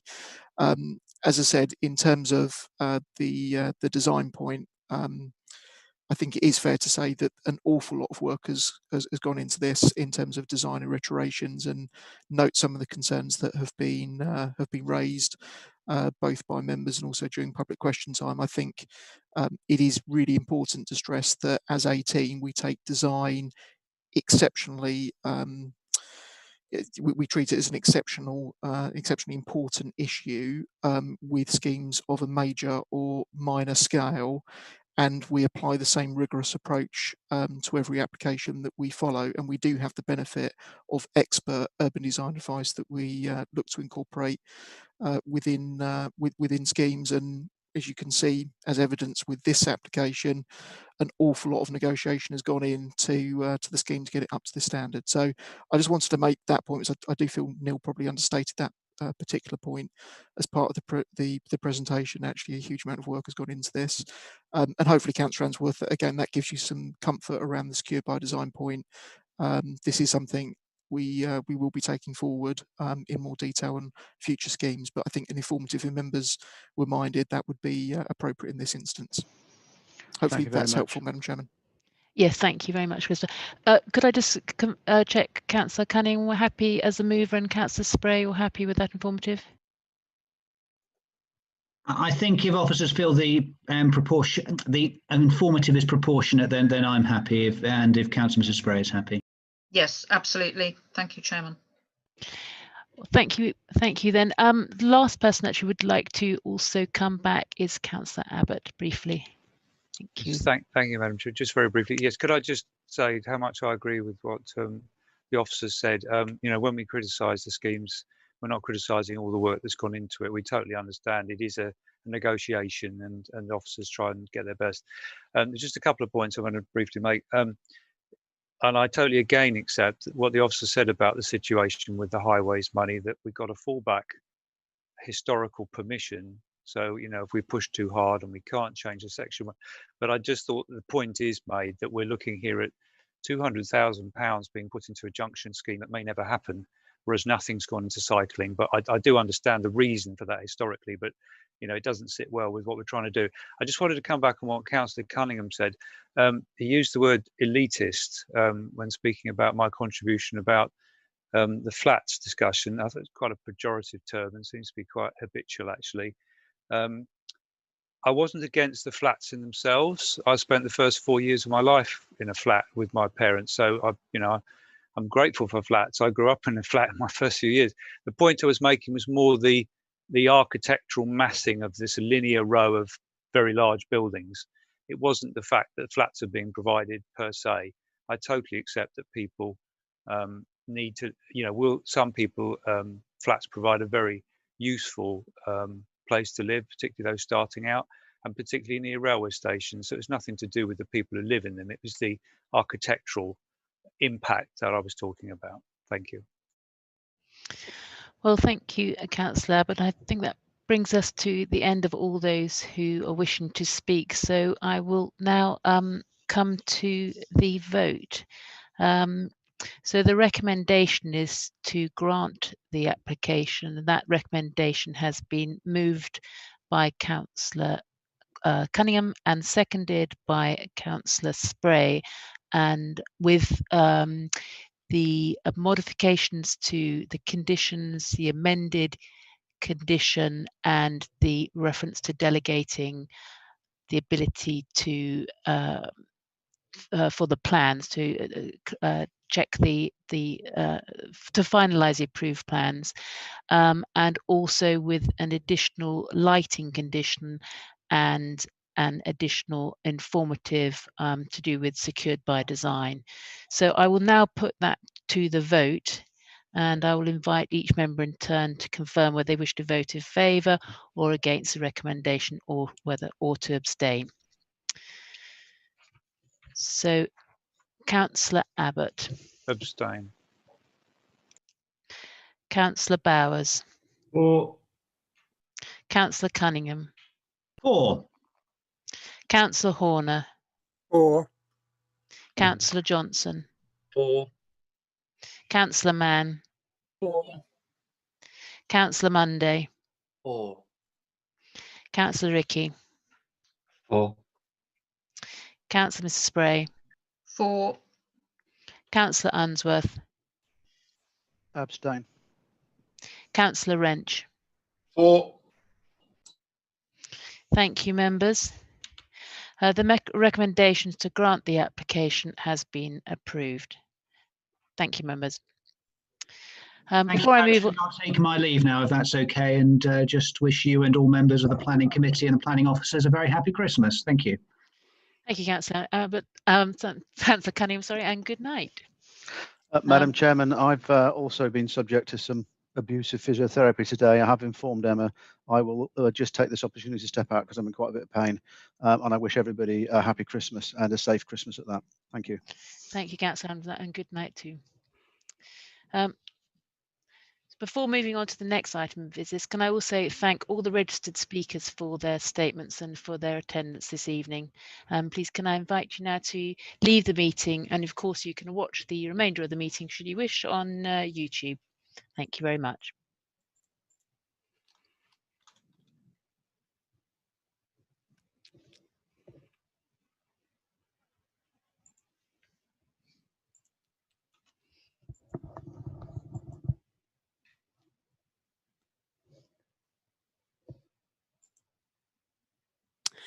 Thank you, Chairman. All the public question time speakers have left the meeting, so if you'd like to proceed to item 5B. Thank you, Chairman. Thank you very much, Emma. So we will now proceed to item 5B. As Emma said, this is application number 20/01261/ADV. That is an advertising application for the Travel Lodge at Victoria Street, Braintree. Members, before we have the officer's presentation, I'd like to confirm that we have no registered speakers for this application. So we will move straight on to the officer's presentation, which will be given by Amy Lester, Senior Planning Officer. Thank you, Amy. Good evening, councillors. As you've just heard, this is an advertisement application on the Travel Lodge site, and it's for the installation of 6 externally illuminated signs. The application site is the Travel Lodge building currently being erected on the Manor Street redevelopment site in Braintree Town Centre to the rear of the Town Hall. This application has been reported to Planning Committee as the land is owned by Braintree District Council.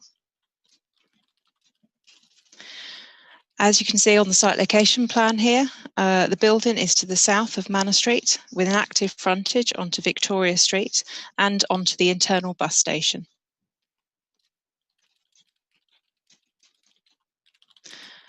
This slide shows a site plan of the site layout for the wider development site, with the Travel Lodge site outlined in red. So you can see that this is the bus station to one side with the active frontage just here, Victoria Street to the south. And these orange dots, which you can see dotted around, are the locations of the proposed signs.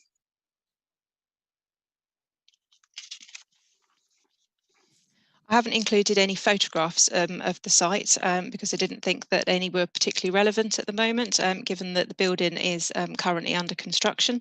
But you'll see later on in the drawings which show where the signs are located, you'll see the context of the building.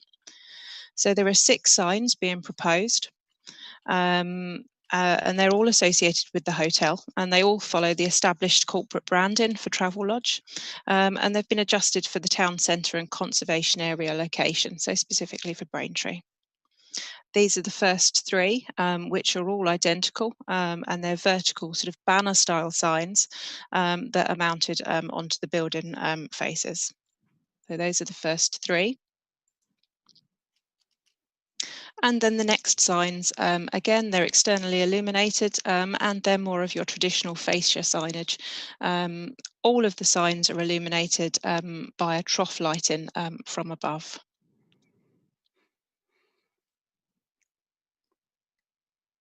This is a detail of the east elevation of the building, and this is the elevation which faces into the bus station. So I've just zoomed in on the plan here just to show you the area of the building where the signs would be located. And as you could see, that there are three on this elevation, one being the vertical sign, which is mounted higher up the building. So that's constructed in aluminium with vinyl facing, and it's trough lighted from above. And then below, above the entrance to the hotel, you've then got a fascia sign, which again is illuminated externally. And then you have a directional sign at eye level as well.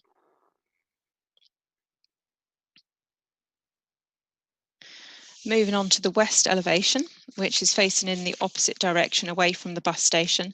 On this frontage, you just have one of the vertical signs as well, identical to the sign which is on the other side of the building. And finally, the elevation which faces south onto Victoria Street, you've got the third and final vertical sign, again illuminated in the same way with trough lighting above, and you've got a further fascia sign just on the active frontage there above one of the larger windows for the hotel sort of lobby entrance area. The orange dot that indicates the sign, the orange dot entitled number 3 indicates the other sign facing in the west elevation. So just moving on to a quick explanation about how we consider signage and advertisement applications. So adverts are considered with regard to the Town and Country Planning Control of Advertisements regulations. This stipulates that the only relevant consideration should be visual amenity and highway safety.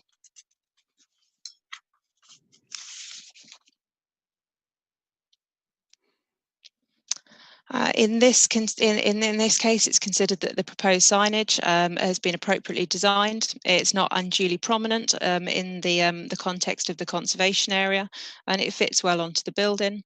And it's not considered that it was result in any advertisement clutter. This is obviously a new building, so the signage can be purposely designed to go onto it. It's considered that the signage would respect the building and the proportions of it. That's in terms of its size and its materials and its means of illumination, with the external illumination with trough illumination being the preferred route in conservation areas. It's sympathetic to the character of the conservation area, and it's not considered that it would be detrimental in any way to the setting of any nearby listed buildings. And this has been confirmed by the historic buildings consultant. Onto highway safety impacts. There's been no objection received from the Highway Authority. The proposed signage would be externally illuminated, and whilst it would be visible for users of the highway and for buses within the bus station, it's not considered that it would be distracting or detrimental in any way. It's not overly prominent, and it's not considered to be harmful.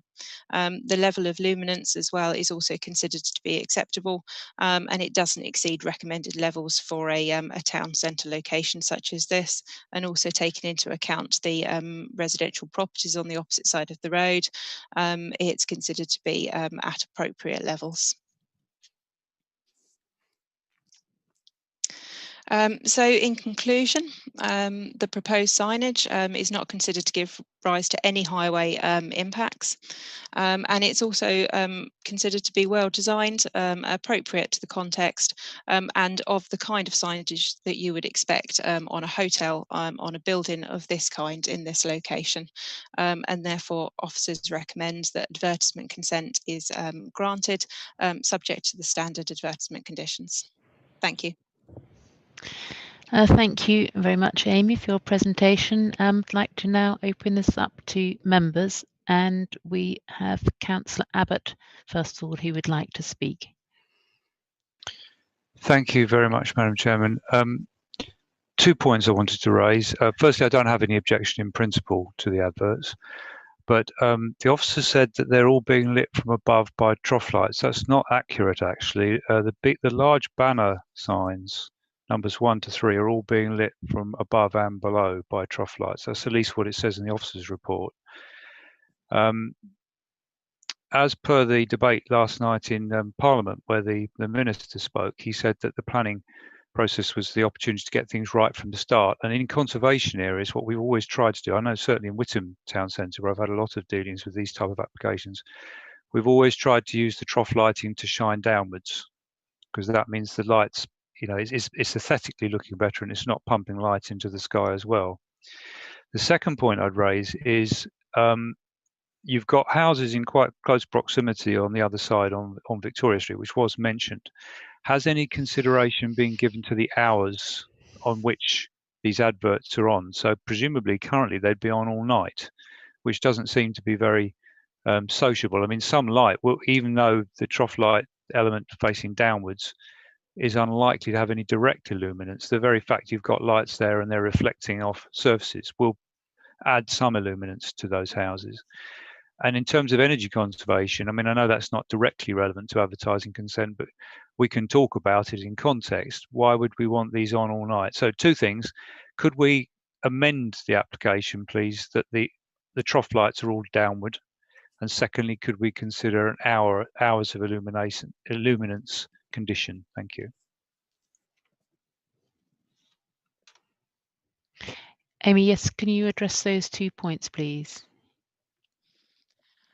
Yes, thank you, Councillor Abbott. Thank you for correcting me on that. You are correct that the vertical signage would be illuminated from above and below. That's relatively common with vertical signage of that nature, because you couldn't get the direction of the illumination to go the full depth of the sign, the full length of the sign, with just the trough signage above, unless you were then illuminating much brighter, which isn't something that we would want to see.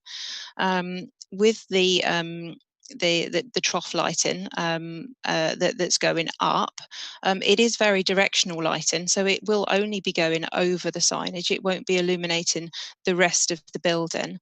So hopefully that alleviates some of your concerns there. I don't think that it would in any way shine up into the sky. It would purely be directional over the signage.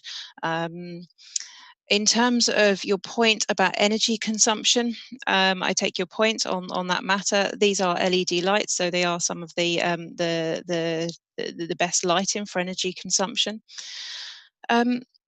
We haven't got an hours of illumination condition recommended on here.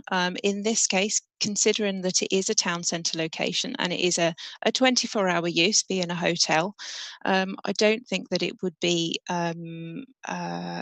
appropriate to condition the hours of illumination, given the low levels of illumination that are proposed, and the fact that they are entirely directional. I think you will need some level of illumination, particularly over the directional signage around the entrance to the hotel, for safety purposes and sort of for wayfinding as well. So I don't think that including another condition would be appropriate in this instance. Thank you, Amy. Now, next person wishing to speak is Councillor Spray. Thank you, Madam Chairman. Well, I think, you know, we're probably all pretty familiar with the Travelodge fascias that we see around and about the countryside and in towns. The good point about this is, as Amy mentioned, it's a new building going up, so there is an opportunity right from the start to make sure that this is done properly. There are no objections from statutory consultees. I noticed that the county heritage consultant has no objections. I think, given Amy's comments about the lighting, that it is not going to be blazing out, and I certainly do think it would be a different matter if this was in was outside of a town location. I think that might be different, and I think actually Councillor Abbott would probably have had a very valid point to make there. But considering this is in the town centre, it's not going to be the only building that is illuminated. And if the officers are satisfied that actually this is relatively low level and very directional onto the signs, then I'm content that it isn't going to be a big distraction or a nuisance to anybody nearby. So on that basis, Madam Chairman, I'm happy to move officers' recommendation to grant. Thank you. Thank you, Councillor Spray. Does that find a seconder? Councillor Johnson. Thank you, Councillor Johnson. Any other member wish to speak? In that case, I will put this to the vote. The recommendation is to grant this application, and that has been moved by Councillor Spray and seconded by Councillor Johnson. I'll invite each member in turn to confirm how they would like to vote. Councillor Abbott. Abstain. Oh dear. Councillor Bowers. For. Councillor Horner. For. Councillor Johnson. For. Councillor Mann. For. Councillor Monday. For. Councillor Ritchie. For. Councillor Mrs Spray. For. Councillor Wrench. For. That application has been granted. Thank you, members.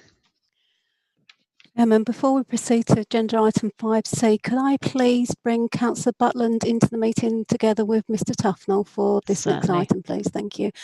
And also, Chairman, with your permission, can I just check their connections to the meeting to make sure that we have them secure? Thank you.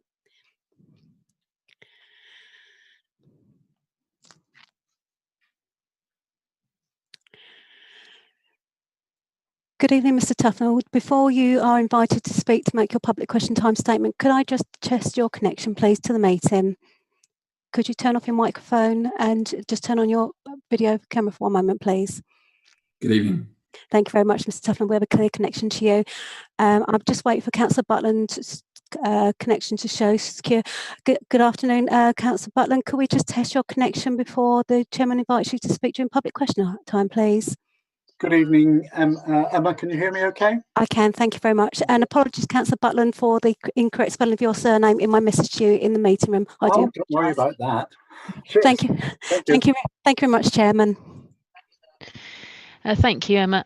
Thank you, members. We'll now proceed to item 5C on the agenda, which is application number 20/01421/VAR, which relates to the GridServe electric forecourt at Edison Way, Great Notley. Members, before we have the officer's presentation on this application, we have two registered speakers to hear on this item. And the first registered speaker is Councillor Graham Butland, who is the District Ward Member for Black Notley and Great Notley. Councillor Butland, you have 3 minutes. Thank you. Thank you, Madam Chairman. Madam Chairman, members, within your report at page 100, you'll see a summary of my objections to the original variation application that was due to be considered by your committee a few weeks ago. Although those objections remain extant, I am pleased that the applicant has reduced the number of trees that it is seeking to remove.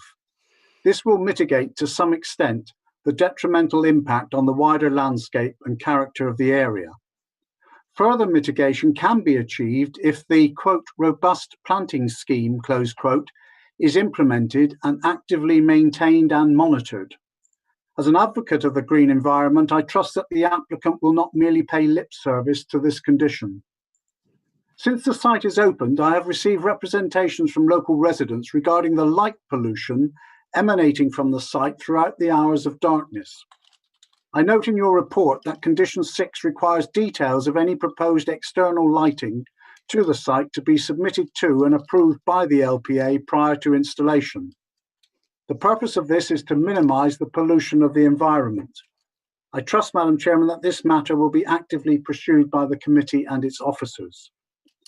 Madam Chairman, I remain very supportive of the overall development, and indeed I'm proud that Great Notley is the first site in the country for this new technology. Nonetheless, I think there is a learning point from this site for future similar developments by the applicant. That learning point is that improving the environment is not just about facilitating the use of electric vehicles in isolation. It has to be part of a coordinated approach that pays equal attention to the overall impact of the total development. Many people, not least several of my constituents, find it difficult to balance the loss of significant parts of the tree line together with excessive lighting designed mainly to support retail activity with the concept of supporting the environment. Madam Chairman, any efforts by your committee to achieve a fair balance will, I am sure, be highly welcome by local residents. Thank you, Madam Chairman. Thank you, Councillor Butland. The next final registered speaker tonight is Mr. Rao Tufnell, who, on behalf of the applicant. Mr. Tufnell, you have 3 minutes. Thank you. Thank you, Madam Chairman, and members of the Planning Committee. This application captures the final adjustments to the layout and additional requirements for Braintree electric forecourt. This is the first of over 100 electric forecourts designed to make renewable energy the preferred fuel for transportation. Braintree electric forecourt is now operational, opening softly under strict COVID protocols last Monday. The site serves principally passing traffic on the strategic road network as well as Braintree residents, but will also provide charging infrastructure to the occupants of Horizon 120 Business Park, as well as to transitioning taxi fleets and the future electrification of the local bus network. The site will have strong walking and cycling links between the forecourt, the emerging business park, Great Notley Country Park, and via the underpass to the wider Braintree town. We are offering an infrastructure first approach. We want people to come to the forecourt who do not drive electric vehicles and for them to realise charging can be a very positive experience. Our proposal, aside from the minor adjustments to the cooling unit our retailer requires, is to further enhance the visibility of the grid-served building. This has been designed to be a structure of architectural merit with optimal energy performance and on-site energy generation.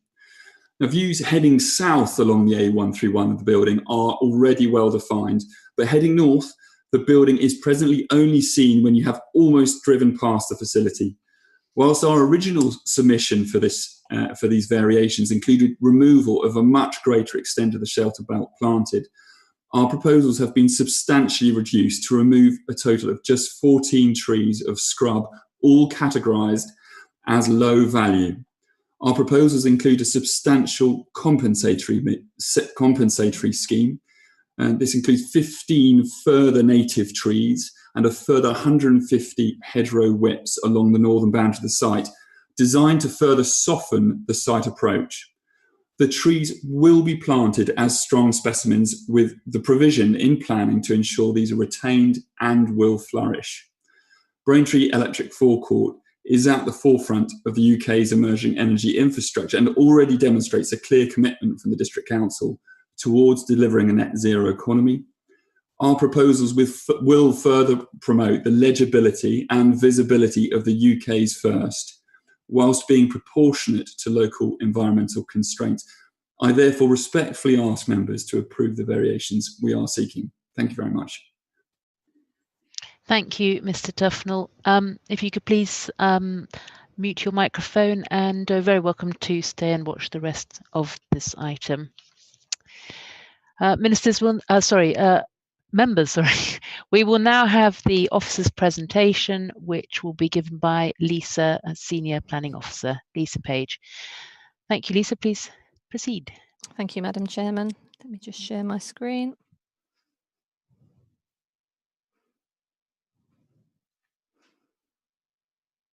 Thank you very much. This is a Section 73 application for a variation of Condition 1 relating to approved plans and Condition 3 relating to the arboricultural impact assessment on planning application 20/00155 VAR. This variation application would allow for an extension to the clearance of the tree belt and revisions to the retail store and associated changes to Condition 3 relating to an updated arboricultural impact assessment. The application is being reported to committee as the land is owned by Braintree District Council and as the Parish Council object to the application contrary to officer recommendation. Here is the location plan. The site is outlined in red. The Horizon 120 site is located immediately to the north with the shared access, the A131 to the east, Slampseys Farm, which is referred to in the officer report, is to the south, and agricultural fields lie to the west. Here is a block plan. You can see that the main access into the site here is off the A131. You would enter into the site, come round, pass through the outer perimeter, and then you would enter here if you were looking to charge your vehicle. There's other parking provision here. Associated plant is enclosed within a 3-metre high enclosure area here, and the suds attenuation basin is located there. In terms of some proposed elevation, although this Section 73 application does not seek any changes to the building itself and it remains as per the extant consent, you can see here that in terms of materials there's a mix. It features kingspan panelling, including this copper metallic colouring. Walls also include a living green wall facade system along the flank here, which you'll see later on in some photographs. And the building also incorporates some frameless curtain walling, and it also benefits from photovoltaic panels to the roof. Looking at the floor plans of the building, at ground floor there's retail and cafe space with back of house storage, and at first floor it's communal space, meeting areas and toilet provision. So looking at some aerial photographs here, these were taken in November this year. You can see the A131 to the top of the page, top of the screen here. That's the main access into the site. So you would enter here, do a loop around the building, park here if you would wish, or if you wish to charge the vehicle, you would enter here. This is the main building that has the retail and communal space and meeting provision. And you can just see here within the centre of the photograph is your enclosed plant area, and here's the attenuation. There's another aerial photograph here, so this is looking south. So again, the A131 to the left-hand side of the photo, your main sort of slip road off there and into the grid served development. You can again see sort of the plant here, which is enclosed by some quite high enclosure. Looking at some photographs of the site itself, these were taken earlier this week. This is sort of the frontage elevation, so the elevation you would see from the A131, so that southeastern elevation. Here is the green wall we were talking about, and you can just see in the background here, more central to the site, is the electric charging system itself.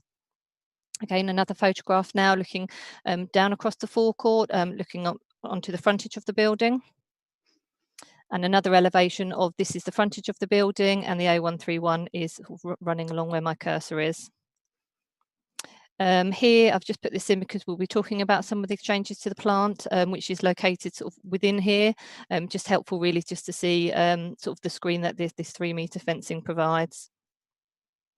This is a photograph now. I'm sort of standing on the roundabout as you sort of enter, so A131 here, entering to the site. This is really just to show how actually from this elevation the building isn't the most prominent, and actually you've got this sort of highway verge area, which is to be having some additional planting, and you've got the fence enclosure there. Here is a photograph view of the development from the A131. So this is on the south side of the A131, and just shows sort of how the building would appear. So this Section 73 application proposes two different aspects. One relates to the additional removal of trees along the A131, apologies, A131, and changes to the design of a detached retail storage unit. So turning firstly to the tree removal, and I apologise, this plan isn't particularly crisp. The application proposes the removal of T1. That tree has actually already been removed. That is understood to be removed due to visibility reasons. That was a Class C tree. The other group trees that are proposed to be removed are G8 and G9, which are located here. So I apologise, that should say G8 here. So G8 is a group of 2 goat willows. They are both category C, and G9 here, it consists of 6 goat willows and 5 common hawthorn, which are all classed as category C.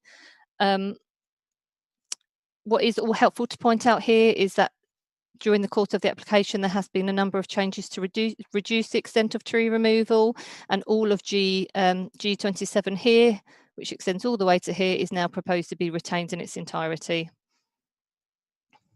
So looking at some photographs of the trees that are to be removed, this is a photograph of G8 and G9. The arboricultural report that's been submitted does categorise these as category C due to their relative size, young age, unremarkable landscape value and impaired condition. And here's another photograph of that G8 and G9 sort of area that's due to be removed. And again, I think this photo demonstrates sort of the poor quality and form of those trees proposed to be removed. So this application has been submitted with full landscape proposals to mitigate against the removal of those trees. The area that they're proposed to be planted in was in this yellow oval area, and there is another plan which shows that in a little bit more detail. The landscaping scheme, mitigation scheme, is in the form of 15 native trees and 150 native species hedgerow whips. So this is just looking at the area for that compensation planting in a bit more detail. You can see where the additional trees are to be planted, and those hedgerows whips would be planted as well. The council had a look at these species and are content that they are appropriate and would assimilate with the existing landscaping that has just recently been planted on site. So the Section 73 application also seeks some modest changes to the retail store associated with the main building, and that is in relation to here on site. So very much enclosed within that 3-metre boundary we saw, but it's this sort of area here. So looking at those changes in a bit more detail, it just results in some very modest changes to the siting and design, which are understood to be required to accord with the retailer's storage provision. The changes are very limited and still would be within the dimensions and extent of the approval within the extant permission, and will remain within the height of the fence enclosure. So quick summary of the application is that an extant permission for the development already exists. The scheme will bring significant public benefits to the districts and represents cutting-edge proposal for sustainability credential sites. Officers consider that there is some justification in the desire to open up the frontage to maximise its visibility.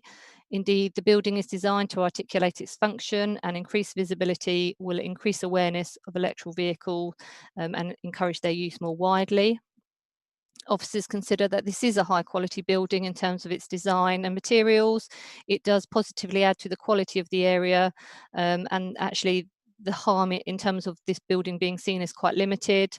Officers consider it would provide a focal building as you enter the Horizon 120 site and demonstrate that you're entering into a high quality business area within the district. As we've heard, the proposal now only seeks to remove 9 trees. That should say 14 trees, I apologise.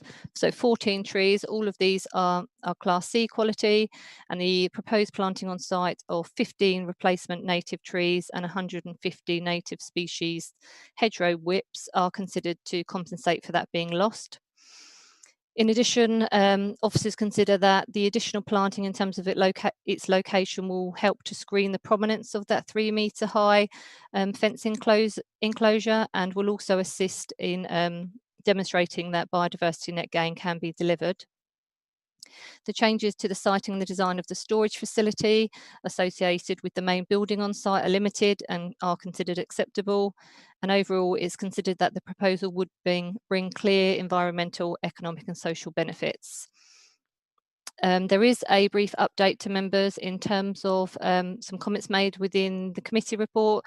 Members will note that Braintree District Council Landscape Officer comments were to follow, so we have now received those. The Landscape Officer comments that sort of noting that the entirety of G27 will now be retained and that the trees to be removed are accepted as low quality C trees. He comments that the additional hedge and tree planting will go a significant way to increase planting on site that has been lost, albeit it is located in a different part of the site. He concludes with no adverse comments and notes that the landscape proposals are reasonably substantial and would mitigate for the loss of the trees elsewhere on site. The latest set of amendments were sent to the Parish Council for comments. They have responded just to say that they will not be submitting any further comments and no other representations have been received. Just picking up on a point from question time from Councillor Butland in terms of lighting, just to say that there is a discharge of condition application currently with the council in regard to lighting on the extant consent. The current position is that from officers is that although we have no objection from the lighting details from Essex County Council in terms of highways and glare for road users, equally Essex County Council ecologists have reviewed the application for lighting and haven't got any concerns in terms of ecology, but officers do very much note the concerns raised in sort of general terms and are still very much in discussions with environmental health to assess that and the landscape team where necessary. I think just a point to make really in terms of the lighting is that it is understood from discussions with GridServe that the lighting levels are what is required operationally based on petrol station forecourt standards. So yeah, very much still in discussions on that point, but the discharge of condition application as it currently stands hasn't been discharged, and that's why members will note that we've actually recommending that will be reimposed on this consent. Thank you. I should say, sorry, and the recommendation is permission to be granted subject to conditions. Thank you very much, Amy, for that presentation. Just picking up one of the points Councillor Butland made about the landscaping and our conditions, are they sufficiently robust on the hedgerow and trees that are being planted in mitigation? And just looking at our landscaping condition 5, it is something that I raise quite often. I do think we need to have something in there about requiring irrigation of trees, because there's no point letting trees grow for 3 years and then dying because they haven't been watered. Could that be added? Yes, you're right. In terms of the landscaping condition, that is condition 5. So there is provision within that condition regarding whether trees or plants are removed or damaged or die within the first 5 years. But I note that we have imposed that on other applications, so I think that could be added. Yes. Thank you, Amy. Thank you. That was the only point I wanted to make. And so I'll move on to members now. And the first person who'd like to speak is Councillor Ritchie.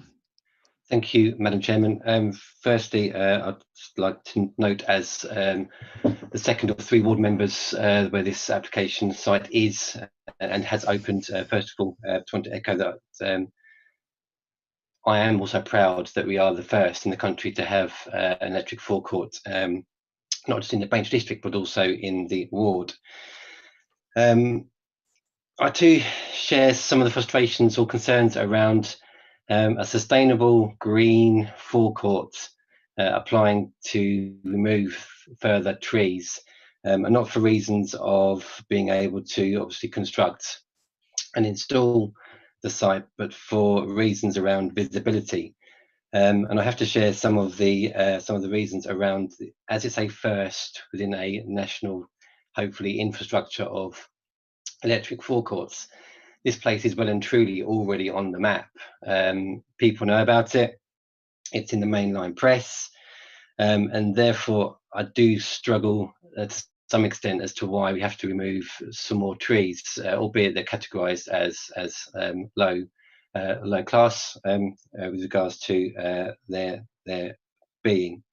Sustainable forecourts should go hand in hand with sustainable environments, and there's a bit of a kind of a dichotomy, especially when Toddington Harper on his website states, "I dread the idea of trying to explain to my daughters that we have lost 99% of the world's wildlife, and yet here we have an application that is seeking to remove more of that wildlife purely to justify drivers being able to see a forecourt as they drive past." So it's a bit of a juxtaposition, and whilst I concede that this application has reduced the number of removal of those trees, it is still further removal from what I can see commercial benefit rather than the benefit of delivering a sustainable electric forecourt. And also, just as a point, the values and the mission statement on their website, if they're to hold true, have to translate into sustainable development as to where the capital projects are going to be. And I know we are the first, and we are the first of type, but I sincerely hope that there are some lessons learned as they take their aspirations forward to deliver sustainable forecourts across the UK and across hopefully the district and the South East. I do have a couple of questions, if that's okay. Some of them have already been touched on. First of all, the condition 5 around the 5-year buffer on replace on damaged or diseased or dead trees. Is that 5 years robust enough for the native type of trees that have been highlighted to be planted? I was going to make a point that the chairman made around obviously drainage and suitable watering for those trees to at least have a sporting chance to establish and get past that 5-year or whatever the native species tree would need to embed to establish themselves and survive. I think the other point around lighting was, I think there are some concerns around the levels of lighting, particularly at nightfall, and that light spilling out into the outskirts of Great Notley Village. I know you said, Lisa, that it's still part of the or still yet to be discharged, but I still think we need to keep an eye on any detriment that is causing to some of the villages on the outskirts of Great Notley Village. I'll leave it there for now and see what other members might have to say. Thank you, Madam Chairman. Thank you, Councillor Ritchie. I'll actually now ask Councillor Abbott to speak. So if we have any further questions, Lisa can answer them at the same time. Thank you, Madam Chairman. I think this application encapsulates where we are with a lot of these sites where we say, oh, we're delivering sustainable development. What we do, also what applicants do, is they take land out of agricultural production, they cut down trees and hedges, and they replace it with development which is not that sustainable, particularly in terms of lighting. And I'm very pleased that Councillor Butland's raised this issue. I know it's something actually he and I agree on, because he's told me privately about the situation in the areas he represents. So we're talking here about further loss of trees beyond those losses which have already taken place, which have caused complaint and concern. And his point he made about balance is absolutely right. And I too support the idea of electric car charging. Absolutely. I think the future is we're going to have electric vehicles. There's no doubt about that. But if this is a flagship green development, why are we even discussing these detrimental impacts? We shouldn't be. They should have been done right from the start. And there, as I alluded to earlier this evening, there was a brilliant debate in Parliament last night where the Minister for Planning was speaking, and it was a debate I was keenly waiting for, because it's something I've been involved with at a national level in a very minor role. And he was talking about the planning guidance on lighting in particular, and I've had a very small role in some of the wording in that, and how, and I quote, "It is so important to get these things in the planning system right at the start in terms of protecting the environment and protecting people." Now, I suspect with this site, I haven't been to look at it at night yet, but I'm going to soon. I suspect the problem is not the column mounted lights, it's the lighting under the canopies and some of the lighting coming out of the windows. Now, the officer said about the canopies, you need canopy lighting underneath for as if they're a standard petrol forecourt. Totally accept that. But these canopies are winged, they're angled upwards. And I suspect part of the problem might be that as opposed to a normal petrol forecourt where you have a flat roof and you can entirely contain the light with lights which are recessed into the roof, these are actually built such that not only are they sticking out from the roof, but they are visible because of the winged nature of the roof. So I would urge officers not to discharge that condition until this issue has been addressed, because what is the point of having this flagship national development if we're getting complaints about light pollution, which of course in its essence, apart from its environmental impact, is simply wasting energy into the environment when it should be lighting for the purpose intended. The only other point I wanted to make, Madam Chairman, was on page 105. I think this is a typo. I do hope it's a typo. It says that 15 additional trees, Acer campestre, which is field maple, will be planted, which will grow to 1.5 to 2 meters tall. That's a tenth of how high they actually grow. Does that mean they're going to be planted at that height? And then it says the hedging will grow to 1 meter, which again isn't very, does that mean, is that the size they're going in at or the eventual height? Because if that's the eventual height, they're not going to provide much screening. Thank you very much. Thank you, Councillor Abbott. Lisa, would you like to address both the points raised by Councillor Ritchie and Councillor Abbott? Thank you. Yeah, turning first to Councillor Ritchie's comments, so thank you for those. Yeah, sort of back to sort of the removal of the trees. So yes, they are removing these trees. They are low quality, and I think as you can see from the photographs that I shared within the presentation, especially when viewing them from within the site, they do have a poor visual amenity. They're not positively contributing to the quality, the high quality of the landscaping across the site more generally. So the 14 trees that would be lost would be more than adequately compensated for in the replacement of the 15 appropriate trees across the site and the hedgerow. So I think officers, and Councillor Abbott talks about a balance, and I think officers have undertaken sort of that balance in terms of the impact or the harm of those trees coming out, and the provision of that compensatory planting. Councillor Ricky also talks about the ecology side of things in terms of those trees coming out, and the application has been submitted with an updated ecology report in terms of the removal of those extra trees, and the county council have had a look at that. The county ecologist is, as you can see within the officer report, is content with the application, and is content that it could demonstrate measurable biodiversity net gain. So I think in that respect, officers are content with that point. In terms of the lighting, you're right in terms of, yes, that discharge application has not been discharged yet, and I take on board the comments made by Councillor Abbott in terms of sort of that winged effect and whether actually or not that's sort of more of an issue in terms of projecting light further out into the atmosphere. So absolutely, as I said, officers are still engaging in those conversations with environmental health to ensure that the lighting on this scheme isn't going to result in harm to local residents, sort of landscape impact, and sort of that wider character of the area.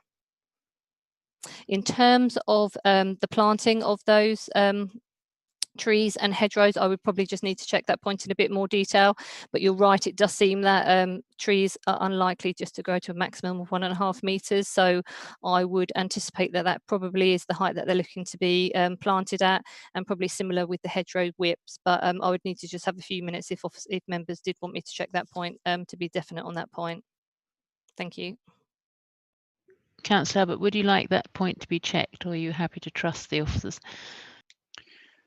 I'm happy to trust the officers to the extent that I know from long experience that field maples grow a lot bigger than that, unless someone's going to come along with a pair of secateurs and keep cutting them off at that height, in which course would be completely pointless.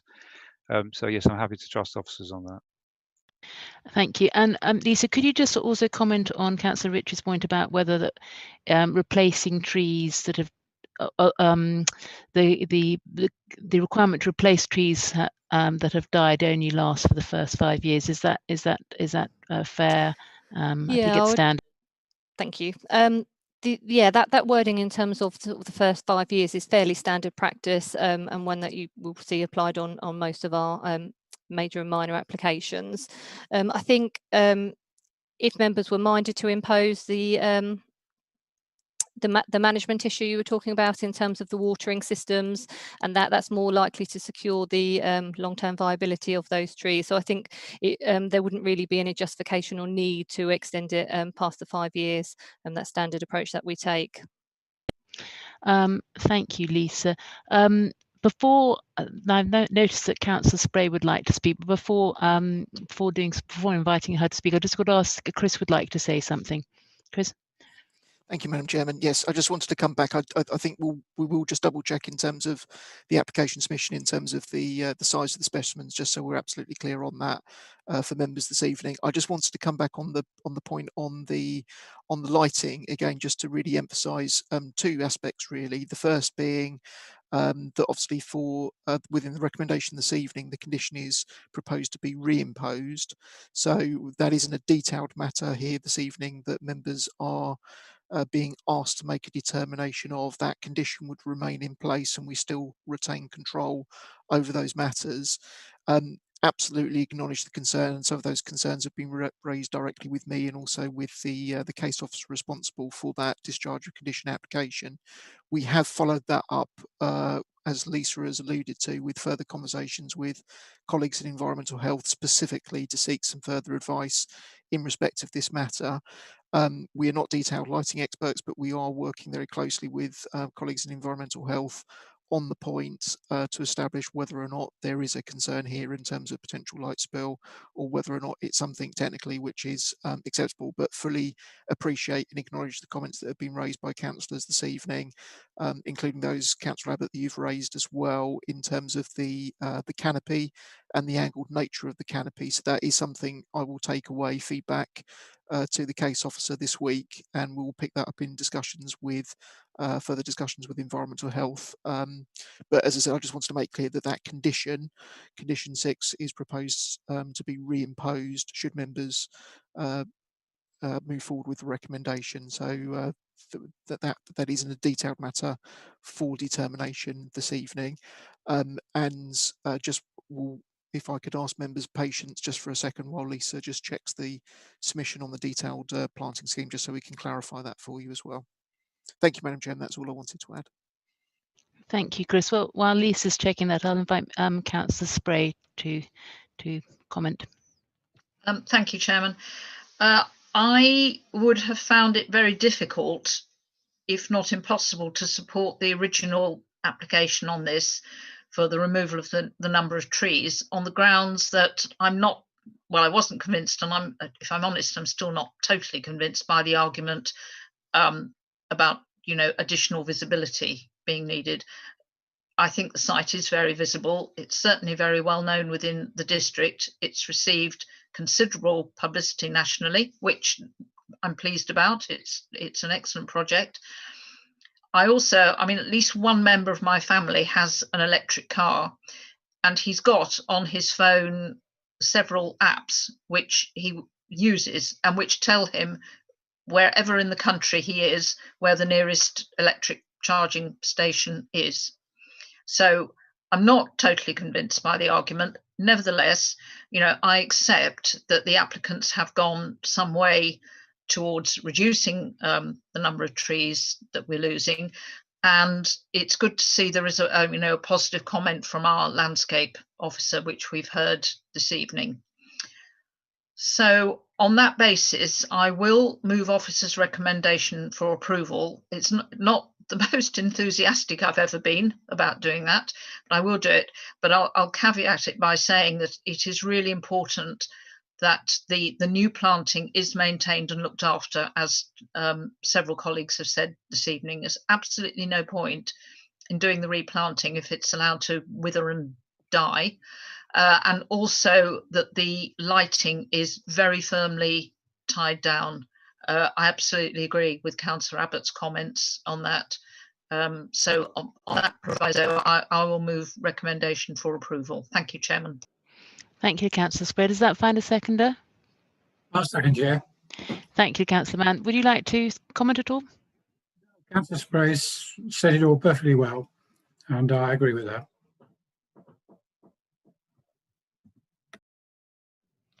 Well, it has been. Oh, sorry, nearly forgotten about Lisa, who's searching. Sorry, Lisa, for the details about the planting. Thank you. Yeah, just checking the system there. So thank you for bearing with me whilst I looked at that. Yes, those heights specified on page 105 in the top paragraph in terms of the trees, 1.5 to 2 metres in height, that is the height that they're going to be planted in at. And the hedgerow whips equally are looking to be planted out at a height of 45 to 60 centimetres, around that sort of height, and the hedgerow would be a length of 23 metres. So yeah, it's very much sort of the specification as they're due to be planted rather than maintained at. Well, thank you very much for that clarification, Lisa. So it has been moved, and the recommendation to grant this application has been moved by Councillor Spray and seconded by Councillor Mann, with the addition of wording about irrigation in condition 5. So I will now put that to the vote.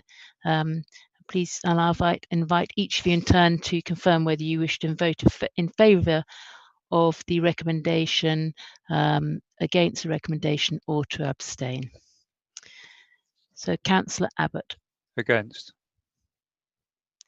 Councillor Bowers. For. Councillor Horner. For. Councillor Johnson. For. Councillor Mann. For. Councillor Monday. For. Councillor Ritchie. Abstain. Councillor Mrs Spray. For. And Councillor Wrench. Abstain.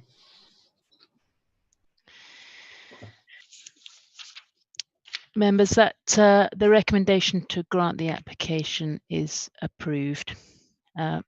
Thank you very much. And before I move on, just like to thank the speakers for their attendance this evening, and you are welcome to leave. But that we are now at the end of the meeting. That's concluded our business for the meeting, and I'd like to thank you very much for all attending and for all those who've watched the meeting on the Council's YouTube channel. And as this is the last planning committee you'll be relieved to hear before Christmas, New Year, I'd like to wish you all a very happy Christmas and a happy New Year, and to all the officers as well.